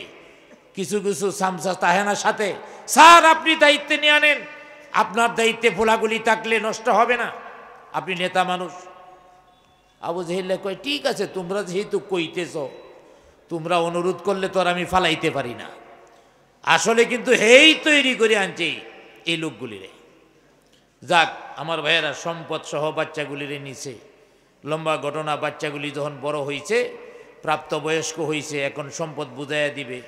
এখন দুইটা বাচ্চা আবু জেহেলের কাছে যায় বলতেছে যে, চাচা এখন তো আমরা প্রাপ্তবয়স্ক হয়েছি, আমাদের পাওনাগুলি যদি আমাদের বুঝাইয়া দিতেন। আবু জেহেল্লা কপালটা বলায় কয়, তোমার বাবায় যে সম্পদ রেখে গেছিল, আমি যদি হিসাব টিসাব ভালো করে করি, হিসাব করে দেখছিও, আমি তোমাদের কাছে আরো পাওনা হই। তোমাদের পিছনে যা খরচ করছি, তোমাদের পিছনে যা খরচ করেছি, তোমার বাবায় যা রেখে গেছে, এটা প্লাস মাইনাস করলে আমি তোমাদের কাছে আরো পাই। তোমরা এতিম মানুষ কই থেকে দিবা, যাও মাফ করে দিলাম। চিন্তা করছেন কত বড় বন্ডর বন্ড। সম্পদ তো সব দখল করছেই, তারপরে উল্টা মাপ করে। এমন উল্টা মাপ করন্যা কিছু লোক সমাজের মধ্যে আছে না নাই? জোরে বলেন, আছে না নাই? আবার ভাইয়েরা, লোকটা যখন প্রতাপশালী হয়, প্রতিপত্তিশালী হয়, শক্তির অধিকারী হয়, অথবা রাজনৈতিকভাবে বড় নেতা হয়, অনেক ক্ষমতার মালিক, সে যদি গরিব লোকটাকে আঘাত করে, তাকে মারধর করে, আর বিচারের মধ্যে বসার পরে ওই গরিব লোকটারই উল্টা মাপ চাইতে হয়। ঠিক কিনা জোরে বলেন? যারা ক্ষমতাশীল তার বিরুদ্ধে কেউ কথা বলতে চায় না। আমার ভাইয়েরা, আবু জেহেল্লা এই কথা বলল, হিসাব করলে আরো পাই, যাও মাফ করে দিলাম। চিন্তা করলো অন্য নেতার কাছে যায় দেখি। আরেকটা নেতার কাছে গেছে, যায় বলতেছে, নেতা আমাদের সম্পদগুলি একজনে মাইরে দিতেছে, একটু যদি উদ্ধার করে দিতেন। ওই নেতা ছিল আবার ঘুষখোর নেতা। চিন্তা করছে, উদ্ধার করে দিতে পারলে আমিও তো কিছু পামু। হ্যাঁ বলতেছে, হ্যাঁ এতিমের সম্পদ মাইরে দিব, এত বড় সাহস আমি বাইচা থাকতে? নামটা বলো, হে সম্পদ দিবে, হের গাড়েও দিবে। আমার ভাইয়েরা, এই কিসিমের কিছু মাতবর আমাদের সমাজে আছে না নাই? আরো জোরে বলেন, আছে না নাই? তবে মোমেন বাগে নাই। অন্যদের কথা বলতেছি আমি বামলডগারের কথা বলতেছি। আপনাদের এলাকার মানুষ ভালো, নামেই মোমেন বাগ। আমার ভাইয়েরা, প্রত্যেকটা মানুষকে আল্লাহ পাক পরিপূর্ণ মোমেন বানায় দেখ, সকলে বলি আমিন। আমার ভাইয়েরা, ওই দুইটা এতিম বাচ্চা বলতেছে, ঠিক আছে নাম বলতেছি। আবার নাম বলছে আবু জাহেল। নামটা শুনে মাথা নিচের দিকে দিয়া কয়েক, আসলে বাবারা ঘটনা হয়েছে কি, বয়স বাইরে গেছে তো, এখন ছেলে মেয়েরা বিচারে যাইতে না করে। এমন মাতবর আছে না নাই? জুড়ে বলেন, আছে না নাই? বিচারটা যদি শক্তিশালীর বিরুদ্ধে হয়, ক্ষমতাশালীর বিরুদ্ধে হয়, টাকাওয়ালার বিরুদ্ধে হয়, তার বিচার করানোর জন্য সমাজের মধ্যে অনেক সময় মাতবর খুঁজে পাওয়া যায় না। আর লোকটা যদি পক্ষান্তরে অসহায় হয়, গরিব হয়, একেবারে দুর্বল হয়, তার বিচার করাবার জন্য মাতবরের অভাব হয় না। ঠিক কিনা জোরে বলেন? এই দুইটা এতিম সন্তান যে নেতার কাছেই যায়, আবু জেহেলের নামটা শুনিয়া আস্তে করে মাথা নিচু করে লায়। আমার ভাইয়েরা, যদি চেয়ারম্যানে যদি এমপির বিচার করতে যায়, তাইলে চেয়ারম্যানের চেয়ারম্যানই থাকবো নি, হ্যাঁ চেয়ারম্যানই তো নষ্ট হয়ে যাবে। আবু জেহেল্লা বড় নেতা, কে বিচার করবে তার? আমার ভাইয়েরা, এতিম দুইটা সন্তান কাঁদতেছে। আরেকজন নেতা বলতেছে, হে এতিমেরা, মক্কায় কারো কাছে যায়া তোমাদের মালগুলি উদ্ধার করতে পারবে না। মক্কার মধ্যে একজনই আছে, যিনি অসহায় মানবতার বন্ধু, যিনি গরিবদের পক্ষে কথা বলে, দুর্বলের পক্ষে কথা বলে, জালেমের বিপক্ষে কথা বলে, শক্তিশালীর বিপক্ষে কথা বলে, তিনি আর কেউ নন, তিনি হলো আল আমিন, মুহাম্মদ আমিন। জুড়ে বলি আলহামদুলিল্লাহ। তার কাছে যাও, তিনি ছাড়া আর কেউ উদ্ধার করতে পারবে না। আমার ভাইরা, নবুয়ত পাওয়ার আগের ঘটনা। এতিম দুইটা সন্তান আল্লাহর হাবিবের বাড়িতে গেলেন। আল্লাহর হাবিবের বাড়িতে যাইয়া দুই চোখ দিয়া ঝরঝর করে পানি পড়ছে আর কাঁদতে শুরু করল। আল্লাহর হাবিব বললেন, কাঁদছ কেন? ছেলেরা বলল, আপনাকে মক্কার লোকেরা আল আমিন বলে ডাকে, আপনাকে মুহাম্মদ আমিন বলে ডাকে। আমরা দুইটা এতিম, আমাদের বাবা নাই। এতিম শুনি আল্লাহর হাবিব দুইটা হাত দুইটা সন্তানের মাথার উপরে আল্লাহর হাবিবের হাতগুলি রেখে দিলেন। আল্লাহর হাবিব বলেন, কেউ যদি এতিমকে মহব্বত করে তার মাথার উপরে হাত রাখেন, প্রত্যেকটা চুলের বিনিময়ে আল্লাহ পাক এই লোকটাকে নেকি দিয়া দেন। আল্লাহর হাবিব এতিম ছিলেন, এতিমের কদর বুঝেন। আল্লাহর হাবিবকে এতিমেরা বলতে শুরু করল, আমার বাবার সম্পদ আবু জাহেল নিয়ে গিয়েছিল, আমাদের অভিভাবকত্বে গ্রহণ করেছিল, লালন পালনের দায়িত্ব নিয়েছিল। এখন বলে আমাদেরকে লালন পালন করতে যাইয়া বাবার সম্পদ যায় নাকি সে নিজের থেকে আরো খরচ করেছে। কিন্তু আমরা জানি আমার বাবার অনেক সম্পদ ছিল, সব সম্পদ শেষ হবে তো দূরের কথা, অনেক সম্পদ থাকবে। মক্কার বিভিন্ন নেতাদের কাছে গেলাম, মক্কার বিভিন্ন নেতাদের কাছে ঘুরলাম। আবু জাহেলের নামটা যখন তারা শুনে তখন মাথা নিচু করে দে, বিচার করার জন্য আর সাহস পায় না।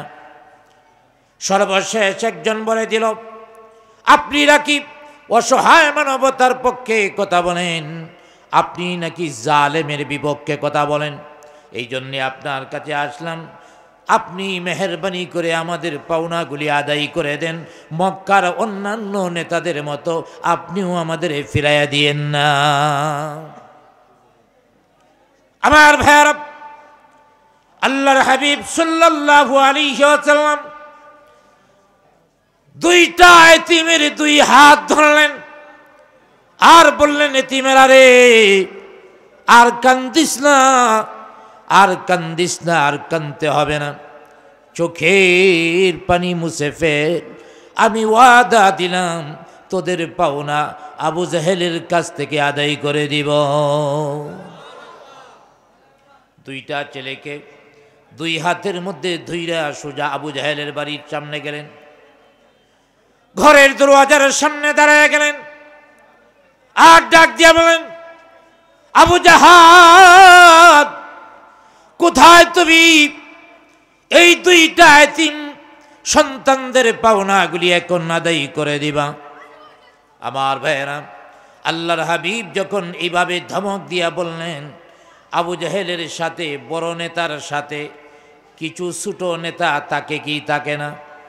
আরো জোরে বলেন, তাকে কি তাকে না? বড় নেতার কাছে ছোট নেতাগুলি তাকে, তাদের রাগ বড় নেতার থেকে কম না বেশি? বড় ডারে কিছু বলা যায়, ছোট ডারে বলাই যায় না। ছোট নেতায় কথায় কথায় বলে, বেশি কথা বলিস না, বালিশ সারা শোয়াইয়া দিব। বলে কি বলে না? বালিশ সারা শোয়াইয়া দিব মানে মেরে ফেলাইব। আমার ভাইয়ারা, আবু জাহেলের পাতি নেতা যারা, আশেপাশে যারা ছোট নেতা থাকে, তারা বলতে শুরু করলো, হে আমাদের নেতা আবু জাহাল, ইদানিং মুহাম্মদ আমিনের সাহস বেড়ে গেছে, মুহাম্মদ আমিনের সাহস বেড়ে গেছে, ওয়ার্ডার দেন, ওয়ার্ডার দেন, আমরা ধইরা পালাই, ওয়ার্ডার দেন। আবু জাহেল্লা কয়ে, ধরাধরি পরে কর, যা করি তা তাকায় তাকায় দেখ। আবু জাহেল্লা সিংহাসন চাইরা আলমারি খুইলা এতিম সন্তানদের যত পাওনা ছিল পাই টু পাই হিসাব করে এতিম সন্তানদের পাওনাগুলি আল্লাহর হাবিবের হাতে তুলে দিলেন। আরো জোরে বলি সুবহানাল্লাহ। আমার ভাইরা, এতিম সন্তানদের পাওনাগুলি দিয়া দিলেন, আল্লাহর হাবিব সন্তানদের নিয়ে চলে আসতেছেন। এবার ওই যে আবু জেহেলের সাথে ছোট ছোট নেতা কয়, স্যার কি ব্যাপার, চরিত্র কি পাল্টাইয়া ফেলাইছেন নাকি? কারণ কর্মীরা নেতার চরিত্র জানে না কেমন বালা।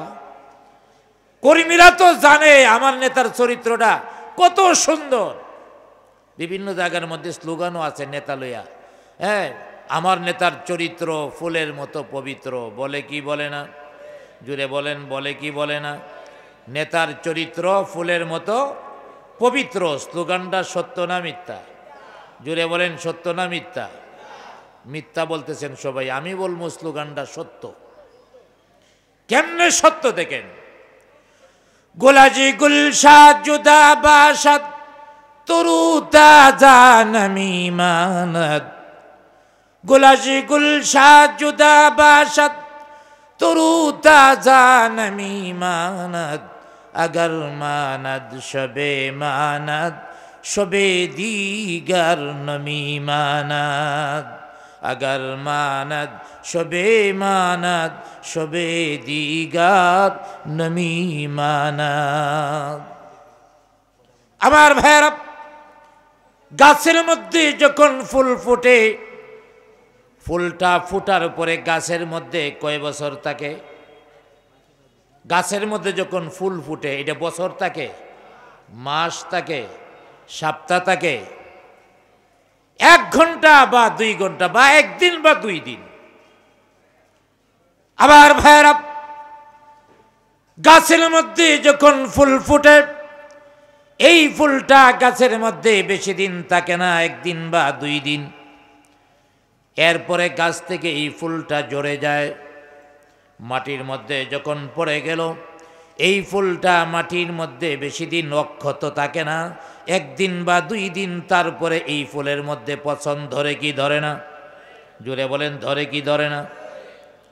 আমার ভাইরা, কিছু নেতা এমনও আছে, সব নেতা নয়, আবার কিছু নেতা আছে যারা রাতের আধারে বের হইয়া গরিবদের খুঁজা খুঁজা খাবার দেয়, আছে না নাই?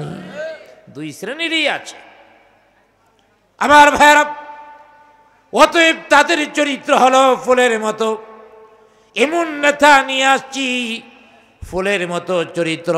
ফুলের চরিত্র যেমন বেশি দিন পর্যন্ত থাকে না, আমাদের নেতার চরিত্রও বেশি দিন পর্যন্ত ঠিক থাকবে না। যতদিন পর্যন্ত নির্বাচন থাকবে আমার নেতার চরিত্র ঠিক থাকবে, নির্বাচন যাওয়ার পরে আমার নেতার চরিত্রে পছন্দ ধরবে। এমন নেতা আছে না নাই? আল্লাহ পাক সব নেতাদেরকে ওলি বানায় দেখ, সকলে বলি আমিন। আমার ভাইয়েরা, ওই পাতি নেতারা কয়, স্যার চরিত্র কি পাল্টায় ফেলাইছেন? কয় কেমনে বুঝলে? কয় আপনি তো শুধু আনেন, আপনার নাম তো আনিস, আপনি তো ফেরত দেন না। আপনি যে ফেরত দিলেন দেখলাম, ব্যাপারটা কি? চরিত্র কি বদলায় ফেলাইছেন? আবু জাহিল্লা কয়, না রে, চরিত্র বদলাই নাই, দিছি আরেকটা কারণে, না দেয়া উপায় ছিল না। সুবহানাল্লাহ বলেন। কেন দিলেন? আবু জাহিল্লা ডাক দিয়া বলে, হ্যাঁ কর্মীরা, আমি যা দেখেছি তোমরা তা দেখো নাই। তোমরা যদি দেখতে তাইলে বলতে, স্যার তাড়াতাড়ি দিয়ে বিদায় করেন। মোহাম্মদ আমিন যখন আমার ঘরের দরওয়াজার সামনে দাঁড়ায়া আমাকে ধমক দিয়া এতিম সন্তানদের পাওনাগুলি আদায় করার জন্য আমাকে বলেছিল, না বলার জন্য আমি রেডি হয়েছিলাম, কিন্তু তাকায়া দেখি মোহাম্মদ আমিনের পিছনে আরেকজন লোক দাঁড়ায় আছে, যার মাথা আকাশের মধ্যে পা জমিনে। পা জমিনের মধ্যে আসে আর মাথা আকাশে লেগে আছে। তার হাতের মধ্যে বিশাল আকারের একটা লাঠি, এই লাঠিটা উপর দিকে ধরে রাখছে। বড় বড় চোখ করিয়া আমার দিকে তাকায় আছে আর বুঝাইতেছে, আবু জেহেল রে একবার যদি না বল লাঠি তোর মাথার উপরে পড়বে। আবু জেহেল ডাক দিয়া বলে, লোকটা যেমন বড় তার হাতের লাঠিটাও তেমনই বড়। আমার ভাইয়েরা, যে লোকটার পা জমিনের মধ্যে মাথা আকাশের মধ্যে লেগে আছে, তার হাতের মধ্যে যদি লাঠি থাকে, লাঠিটা মনে হয় মেসের কাঠির মতো হবে। বড় হবে না ছোট হবে? কিছু বড় না বেশি বড়? লোকটা যেমন বড় লাঠিও তেমন বড়। আবু জেহেল ডাক দিয়া বলে, এত বড় লাঠি আমি জীবনে কোনোদিন দেখি নাই। এই লাঠি যদি আমার উপরে ছেড়ে দেওয়া হয়, আমি আবু জেহেল পাউডার হয়ে যাওয়ার সম্ভাবনা আছে। পাউডার হওয়া থেকে আল্লাহর হাবিব বললেন, হ্যাঁ মক্কার লোকেরা, তোমরা কি আমাকে জেনে বুঝে আল আমিন উপাধি দিয়েছ? মক্কার সব লোকেরা বলল হ্যাঁ, কারণ আমাদের নেতাদের চরিত্রই ঠিক নাই। সাধারণ মানুষের চরিত্র কই থেকে ভালো হবে? যে দেশের নেতা চুর হয়, যা দেশের নেতা দুর্নীতিবাজ হয়, যে দেশের নেতা সন্ত্রাসী হয়, যে দেশের নেতা চোর হয়, এই দেশের কর্মীরা, এই দেশের জনগণ খুব বেশি ভালো হতে পারে না। ঠিক কিনা জুড়ে বলেন? নেতাদের চরিত্রের প্রতিফলন সাধারণ মানুষের মধ্যে পড়ে। আমার ভাইয়েরা, লোকেরা বলতে শুরু করলো, আপনি ছাড়া আল আমিন কাউকে দেখি না, আর কাউকে বিশ্বস্ত আমরা জানি না। আল্লাহর হাবিব বলেন, তাহলে আমাকে কি পরিপূর্ণ আল আমিন হিসাবে বিশ্বাস করো? হ্যাঁ, আপনি যা বলবেন তাই আমরা বিশ্বাস করব।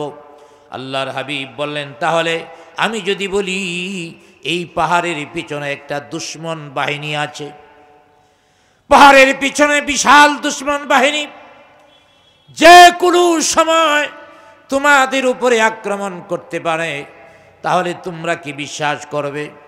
মক্কার লোকেরা উচ্চ কণ্ঠে এক কণ্ঠ হইয়া বলতে আরম্ভ করলো, হ্যাঁ অবশ্যই আমরা বিশ্বাস করব। আল্লাহর হাবিব বললেন, তাহলে শোনো, পাহাড়ের পিছনে যদি দুশমন থাকে, আকস্মিকভাবে তোমাদের উপরে আক্রমণ করে, তোমাদের যে ক্ষয়ক্ষতি হবে, আমি তোমাদেরকে একটা দাওয়াত দিব। এই দাওয়াতটা যদি গ্রহণ না করো, এর চেয়ে বেশি ক্ষতি তোমাদের হয়ে যাবে। এবার আল্লাহর হাবিব দাওয়াত দিলেন, তোমরা সবাই বলো লা ইলাহা ইল্লাল্লাহ। জোরে বলেন আলহামদুলিল্লাহ। লা ইলাহা ইল্লাল্লাহ। তোমরা বলো লা ইলাহা ইল্লাল্লাহ, তুফলিহুন, তোমরা সফলতা অর্জন করবে। শুধু এতটুকু বললেন, লা ইলাহা ইল্লাল্লাহ। এই কালিমার ভিতরে কি পাওয়ার, কি শক্তি ছিল! মক্কার সব নেতারা এক কণ্ঠে কণ্ঠ মিলাইয়া বলতে আরম্ভ করলো, আলে হাদা দাওয়াতুনা ইয়া মুহাম্মদ। হে মুহাম্মদ, এই জন্য বুঝি আমাদের দাওয়াত দিছো? আর কাম পাইলা না, এই কারণে দাওয়াত দিছো? আবার আবু লাহাব তো আরেকটু অগ্রসর হইয়া বইলা বলাইছে, তাব্বাল্লাকা ইয়া মুহাম্মদ, হে মুহাম্মদ ধ্বংস হও। জুড়ে বলি নাউজুবিল্লাহ। আরো জুড়ে বলেন নাউজুবিল্লাহ।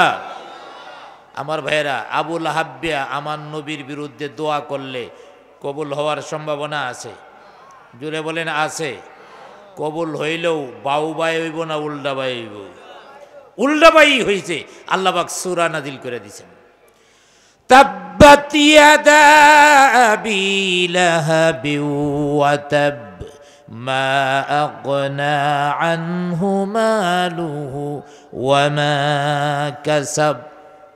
আল্লাহ পাক সূরা লাহাব নাজিল করে আল্লাহ পাক আবু লাহাবের জন্য বদদোয়া করেছেন। আবু লাহাব দোয়া করেছিল, তুমি ধ্বংস হয়ে যাও। আর আল্লাহ পাক বলেন, হে আবু লাহাবিয়া, তোর 2 হাত এবং তুই ধ্বংস হয়ে যা। আমার ভাইয়েরা, দোয়া করছে, কবুলও হইছে। উল্টা ভাই না বাউ ভাই?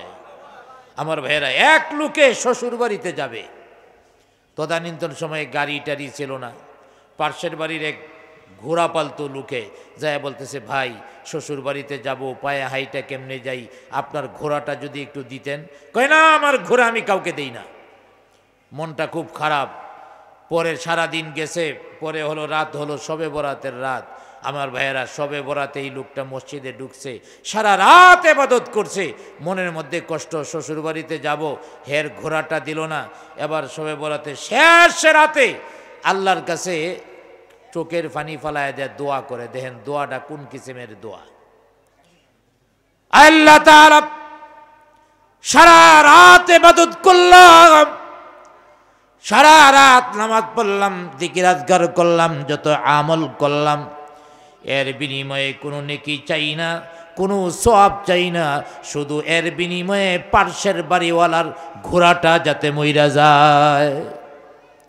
এমন দোয়া করুণের লোক আমাদের বাংলাদেশে আছে না নাই? নিজের কল্যাণের জন্য দোয়া করতে পারে না, আরেকজনের ক্ষতির জন্য দোয়া করে। আমার ভাইয়েরা, তো দোয়া করছে, দোয়া এখনো শেষ হয় নাই। জানা গ্রামের মসজিদ তো, জানালা দিয়ে আইসা মায়ে বলতেছে, কিরে কলিমদ্দি, তুই এখনো মসজিদে, তাড়াতাড়ি বাইরে আয়। কেন মা, কি হয়েছে? কয় তোর গাবিটা মারা গেছে। কি মারা গেছে? বেটাই কয় দোয়া করলাম ঘোড়া মরার লাগিয়া, মরল গাবি। আল্লাহ কি ঘোড়াও চিনে না, গাবিও চিনে না? আল্লাহ চিনেন কি চিনেন না? বদদোয়া করা যাবে না কারো জন্যে। আবার ভাইয়ারা, মক্কার লোকেরা ধ্বংসের দোয়া করলো আমার নবীর জন্যে। অপরাধ কি বলেছেন? লা ইলাহা ইল্লাল্লাহ। এই লা ইলাহা ইল্লাল্লাহর ভিতরে কি ছিল? মক্কার কাফেররা বুঝেছিল, মক্কার কাফেররা যা বুঝছিল তা আমরা বুঝি নাই।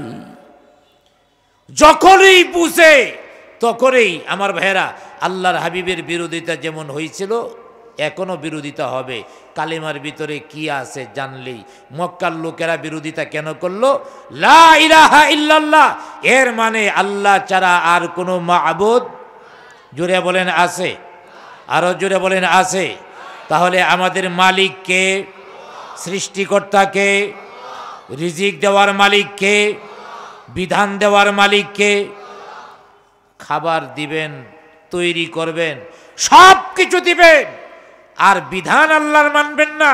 বিধান মানবেন কালমার্সের, বিধান মানবেন লেলিনের, বিধান মানবেন মাও সেতুঙ্গের, সেটা হতে পারে না। আল্লাহর বান্দা বিধান মানবে কার? আরো জোরে বলেন কার? লা ইলাহা ইল্লাল্লাহর মধ্যে এই শিক্ষা দেওয়া হয়েছে। আমার ভাইয়েরা, এখন লা ইলাহা ইল্লাল্লাহ বললে কেউ আমাদের উপরে আক্রমণ করে না, বরং রাস্তার সাইডে বইসা যদি লা ইলাহা ইল্লাল্লাহ বলে আর সামনে একটা প্লেট থাকে, তাইলে কিছু ভিক্ষা দেওয়া যায়, ঠিক কিনা জুড়ে বলেন? আর যদি প্লেট না থাকে তাইলে মনে করে এ মনে হয় আরো বড় তপকার, খাজা টাজা হইব, কোনো অলি হইব, এরে আরো বেশি করে দেওয়া যায়। সংসদের সামনে বইসা বললে ওখানেও আপনাকে হাদিয়া দিবে। আর লা ইলাহা ইল্লাল্লাহর ভিতরে যা রয়েছে, অর্থাৎ পৃথিবীর মালিক আল্লাহর, পৃথিবী আল্লাহর, এই জমিন আল্লাহর, আসমান আল্লাহর, মানুষ আল্লাহর, আল্লাহর জমিনে আল্লাহর মানুষরা আল্লাহর বিধান অনুযায়ী পরিচালনা করতে হবে, এটা বললে এখনো পিঠা খাওয়ার ভয় আছে না নাই? আল্লাহর হাবিব তো এই দাওয়াত দেওয়ার জন্য এসেছিলেন। আবার ভাইয়ারা, দুইটা জিনিস আল্লাহ পাক দিয়েছিলেন, সেই দুইটা জিনিস, একটা হলো হুদা, আরেকটা হলো দ্বীনে হক। হুদা মানে কোরআন, দ্বীনে হক মানে ইসলাম।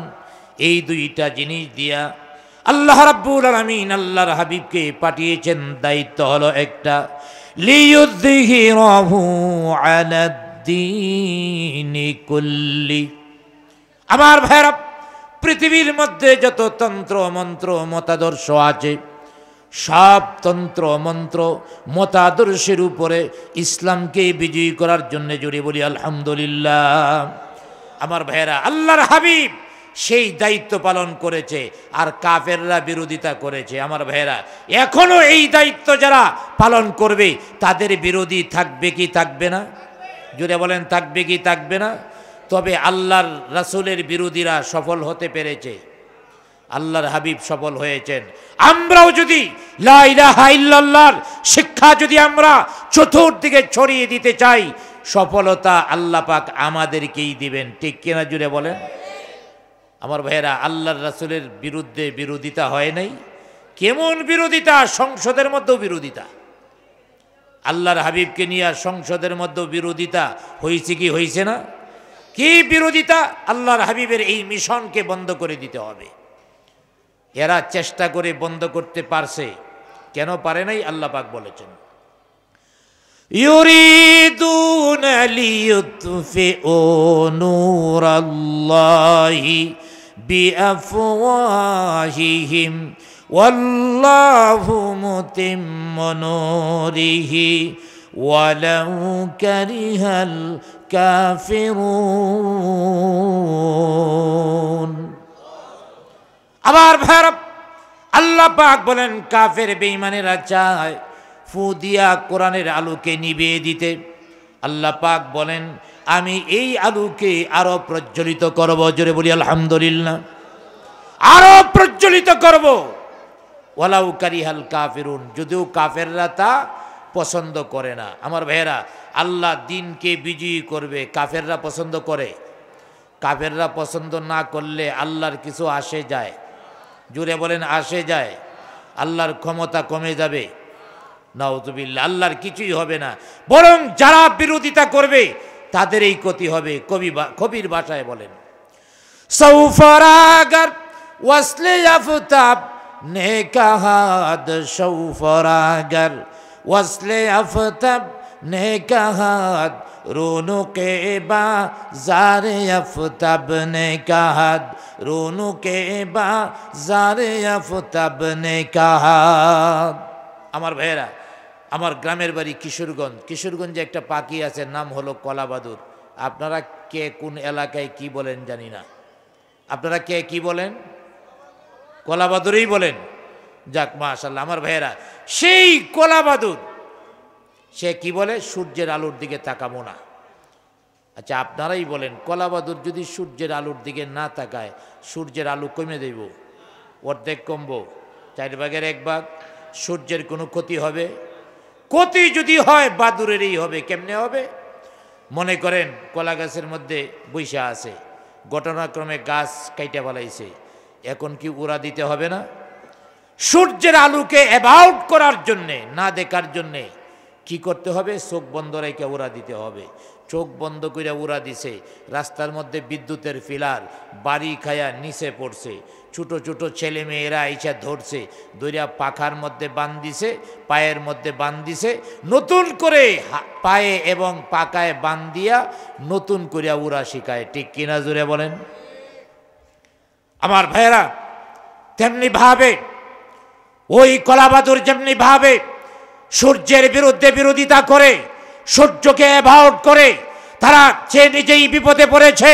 তেমনি ভাবে যারা কোরআনের বিরোধিতা করবে, লা ইলাহা ইল্লাল্লাহর বিরোধিতা করবে, নবীর আদর্শের শিক্ষার বিরোধিতা করবে, কোরআনের বিরোধিতা করবে, কোরআনের আওয়াজ বন্ধ করতে পারবে না। কারণ কোরআনের চাবি আল্লাহর হাতে। আল্লাহ পাক তাদের আওয়াজকেই বন্ধ করে দিবেন। কোরআনের আওয়াজকে বন্ধ করা এত সহজ নয়। আমার ভাইয়েরা, এই বাংলাদেশের মধ্যে আপনারা দেখেছেন দাউদ হায়দার কোরআনের বিরোধিতা করেছে, তার অস্তিত্ব কি হয়েছে? শাহরিয়ার কবির কোরআনের বিরোধিতা করেছে, তার অবস্থা কি হয়েছে? আমার ভাইয়েরা, কবি শামসুর রহমান চৌধুরী, তার অবস্থা কি হয়েছে?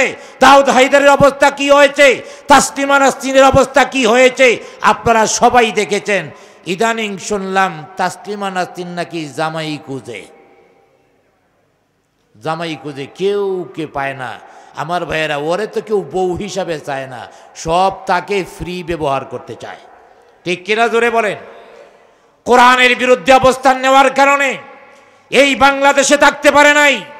সর্বশেষ প্রধানমন্ত্রী আরেকটা উজ্জ্বল দৃষ্টান্ত স্থাপন করেছেন, টাকলুকে মন্ত্রিত্ব থেকে বাদ দিয়ে। প্রধানমন্ত্রীও বুঝাইয়া দিয়েছেন, যদি মন্ত্রীও হয় আর কোরআনের বিরোধী হয়, কোরআনের বিরুদ্ধে যায়, ইসলামের বিরুদ্ধে যায়, তাহলে ওই সকল নাস্তিকদের মস্তিত্ব বাংলাদেশের মধ্যে চলতে পারে না। প্রধানমন্ত্রী আবারও প্রমাণ করেছেন। অতএব এই বাংলাদেশ হলো মুসলমানদের দেশ। জুড়ে বলেন কাদের দেশ? আরো জুড়ে বলেন কাদের দেশ? মুসলমানদের দেশ। আমার ভাইয়েরা, আমি বলতেছিলাম আল্লাহর হাবিব দুইটা জিনিস নিয়ে আসছিলেন, কোরআন এবং ইসলাম। এই কোরআনের মাদ্রাসার উদ্যোগে আজকের মাহফিল। আপনারা খুশি না বেজার? এই যে চাদর উঠছে কে লাগে, এখন দোয়া হবে। এই চাদর কেউ উঠতে দিয়েন না কাউকে। আমার ভাইয়েরা, এখন দোয়া হয়ে যাবে। আর দোয়া ও মুখুল ইবাদা, দোয়া হলো ইবাদতের মগজ। আশেপাশে যারা আছেন, রাস্তার সাইডে যারা আছেন, তারাও ভিতরে চলে আসুন। কোন দিনের দোয়া কবুল হয় বলা যায় না। আমার ভাইয়েরা, আজকের এই কোরআনের মাদ্রাসার উদ্যোগে মাহফিল। আপনারা খুশি না বেদার? আরো জুড়ে বলেন খুশি না বেদার? কোরআনের একটা মাদ্রাসা হয়েছে, খুশি না বেদার? এই মহল্লার মধ্যে মাদ্রাসাটা হয়েছে, লাভ হয়েছে না ক্ষতি হয়েছে? কেমন লাভ বলবো 2 মিনিট? আমার ভাইয়েরা, লাভটা কেমন? নগদ কিছু কথা বলি। আমার ভাইয়েরা, কয়েক বছর আগে একটা বড় ভূমিকম্প হয়েছিল শেষ রাতে, মনে আছে আপনাদের? আমার ভাইয়েরা, আমার বাসা তো 4 তলায়, সুপারি গাছ যেমনি ঝুলে বাসা মনে হয় এমনি ঝুলতেছে। মনে আছে আপনাদের? কোন সময় হয়েছিল? ফজরের নামাজের 1 ঘন্টা আগে। ফজরের নামাজের 1 ঘন্টা আগে। আমার ভাইয়েরা, বিজ্ঞানিকরা গবেষণা করেছেন, এর চেয়ে হালকা অর্ধেক মাত্রার ভূমিকম্প যখন অন্য দেশে হয়েছে, বিল্ডিংগুলি ভেঙে ইটের স্তূপ পড়ে গেছে। আর বাংলাদেশের মধ্যে এত মাত্রার ভূমিকম্প হওয়ার পরেও একটা বিল্ডিং ধসে পড়ে নাই, ইট বের হয় নাই, ভাঙ্গে নাই। পুরান ঢাকায় একটা বিল্ডিংয়ে ফাটল দেখা দিয়েছিল, তাও আবার ঠিক করে বলাইছে। আলহামদুলিল্লাহ বলেন। এই ক্ষতি থেকে বাংলাদেশ বাঁচলো কেমনে? আমার ভাইয়েরা, বাংলাদেশ বাঁচার কারণ হলো আজ বাংলাদেশের প্রত্যেকটা এলাকায় কোরআনের মাদ্রাসা রয়েছে, প্রত্যেকটা মহল্লায় কোরআনের মাদ্রাসা রয়েছে। শেষ রাতে অর্থাৎ ফজরের নামাজের 1 ঘন্টা আগে ছাত্ররা উঠে, শিক্ষকরা উঠে, ওযু বানায়া তাহাজ্জুদের নামাজ পড়ে তারা কোরআন তেলাওয়াতে লিপ্ত ছিল। আল্লাহ পাক হয়তো এই কোরআন তেলাওয়াতের বদৌলতে গোটা বাংলাদেশকে হেফাজত করেছেন। কারণ যেখানে কোরআন তেলাওয়াত হয় আল্লাহ পাকের রহমত নাজিল হয়। যেখানে কোরআন তেলাওয়াত হয় কি নাজিল হয়? যেখানে গান হয় সেখানেও রহমত নাজিল হয়। আর এই আজকে কোরআনের মাদ্রাসার দিকে আমাদের খেয়াল নাই। কোরআনের মাদ্রাসার দাম কত? আমার ভাইয়েরা, এই মাদ্রাসা হইছে, কোরআন তেলাওয়াত হইতেছে, গোটা এলাকার মধ্যে আল্লাহর পক্ষ থেকে রহমত বরকত নাজিল হচ্ছে। জুড়ে বলি আলহামদুলিল্লাহ। এই মাদ্রাসার প্রতি আমরা সবসময় সুনজর রাখবো। রাজি আছেন নাকি আল কায়দা বানানোর চেষ্টা করব? কতগুলি শয়তান আমার ভাইয়েরা, মানবরূপী কতগুলি শয়তান আমাদের দেশের মধ্যে আছে। মাদ্রাসার ছাত্রদের দেখলেই চোখ টিপ্পনি মারে, আছে না নাই? জোরে বলেন আছে না নাই? হের গাড়ের মধ্যে কয়েক ডজন শয়তান সবসময় তাহে, এমনিই করে না। কারণ শয়তান হেরে দায়িত্ব দিয়া, এখন শয়তান রিটায়ার্ডে আছে। শয়তান যে কাজ করতো ওই দায়িত্ব হেরে দিয়া দিছে। এতিম ছাত্র, মাদ্রাসার ছাত্র, এদের আদর করবেন, লাভ কি হবে? আমার ভাইয়েরা, এক চৌধুরী সাহেব ফজরের নামাজের পরে বাড়ির সামনে দিয়ে হাঁটে, দেহে 2 জন মাদ্রাসার ছাত্র যায়, থামাইছে, বাবা কোথায় যাও? মাদ্রাসায় যাই, কোরআনের ছাত্র আমরা। আমার বাড়িতে নাস্তা খাইয়া যাও? না, উস্তাদ মারবে দেরি হলে। দেরি হবে না, খাইয়া যাও, রেডি আছে। নিয়ে 2টা ছাত্ররে নাস্তা দিছে। আমার ভাইয়েরা, 2টা ছাত্র খাইছে। চৌধুরী সাহেব বলছে আমার জন্য একটু দোয়া করো। এবার 2টা অবুজ বাচ্চা, শিশু বাচ্চা, কি আর দোয়া জানে? আমার ভাইয়েরা, দোয়া তো মুখে বলতে হয় না, অন্তরে যা আসে সেটাই তো দোয়া।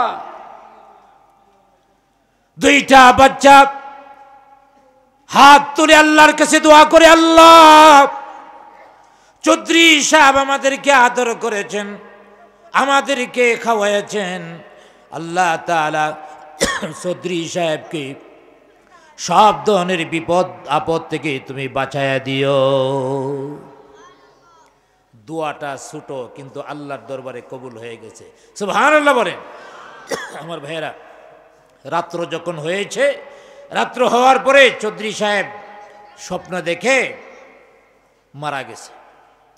আমার ভাইয়েরা, মারা যাওয়ার পরে এই যে কোটি টাকা খরচ করিয়া বিদেশি টাইলস লাগাইয়া বাড়িটা করছেন, রাত্রের 12টার সময় মারছেন, মরছেন, বাকি রাতটা মনে হয় আপনার রুমের ভিতরে রাখবো। জুড়ে বলেন রাখবে?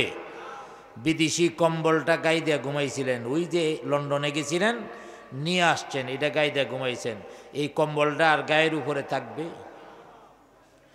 কোটি টাকার বাড়ি থেকে আপনাকে বের করে দিবে, একটু চিন্তা করেন তো। এই তো আমাদের জীবন।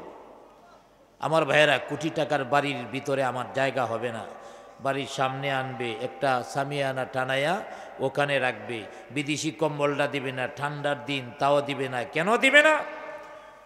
মরা মানুষের উপরে যদি এটা তাহে পরে আর ব্যবহার করা যাইতো না, ভয় লাগবে। ঠিক কিনা জোরে বলেন? ওই যে পুরাতন বিছানা চাদর একটা ছিল, গরম মশার লেগে রাখছে, নিয়ত করছিল, ওইটা এখনো মুছে নাই, এইটা আইনিয়া উপরে ঝুলাই দিছে। এই তো কোটিপতি। আমার ভাইয়েরা, চৌধুরী সাহেব দেখতেছে সব হইতেছে, তারে দাফন, তারে এইভাবে গোসল টুসল দিয়া, কাফন পরাইয়া তারে কবরের মধ্যে নিয়ে রাখছে, মাটি দিয়া সবাই চলে আসছে। এবার কবরের চতুর্দিকে ছোট ছোট ছিদ্র হইয়া আগুন কবরের ভিতরে আসতেছে। জুড়ে বলি সুবহানাল্লাহ। চৌধুরী সাহেব চিৎকার শুরু করল, বাঁচাও বাঁচাও বলে চিৎকার শুরু করে দিল। কবর এমন একটা জগৎ, যে জগতে কেউ কাউকে সহযোগিতা করতে পারে না। এই বাচ্চাগুলির এখান থেকে পিটাইয়া দূরে সরাইয়া দেন, এগুলির শয়তানি পাঠায়। কিন্তু আমার ভাইয়েরা, চৌধুরী সাহেব দেখতেছেন চতুর্দিক থেকে আগুন আসতেছে, বাঁচাও বাঁচাও বলে চিৎকার করছেন। কিন্তু কবর এমন একটা জগৎ, যে জগতে কেউ দুনিয়া থেকে সাহায্য পাঠাতে পারে না। চিল্লায়া কান্নাকাটি করতেছে। হঠাৎ করে দেখে আরো কতগুলি ছিদ্র হয়ে গেছে। ওই ছিদ্রগুলি থেকে কিছু মধুমক্ষিকা বের হয়ে গেছে। যে ছিদ্র দিয়ে আগুন বের হয়, এই ছিদ্রগুলির মুখের মধ্যে মধুমক্ষিকা বসে গেছে এবং আগুন বের হওয়া বন্ধ হয়ে গেছে। কবরটা জান্নাতের বাগান হয়ে গেছে। চৌধুরী সাহেবের ঘুম ভেঙে গেল। কি স্বপ্ন দেখলাম! ভয়ঙ্কর স্বপ্ন দেখলাম। জয়া স্বপ্নের তাবির জিজ্ঞেস করে সবাই বলতেছে আল্লামা সিরিন রহমাতুল্লাহি আলাইহির কাছে যান। বর্তমান যুগের সবচেয়ে বড় স্বপ্ন বিশারদ আল্লামা সিরিন রহমাতুল্লাহ আলাইহির কাছে গেলেন। আল্লামা সিরিন রহমাতুল্লাহ আলাইহি বললেন, ইদানিং কি ভালো কাজ করেছ? চৌধুরী সাহেব বলেন, ভালো কাজ তো আমাদের জানা নাই।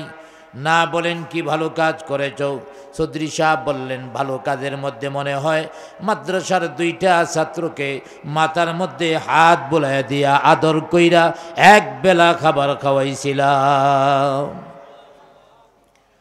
আল্লামা সিরিন রহমাতুল্লাহি আলাইহি বললেন, হ্যাঁ চৌধুরী সাহেব, আপনি তো 2টা ছাত্রকে আদর কইরা এক বেলা খাবার খাওয়াইছেন।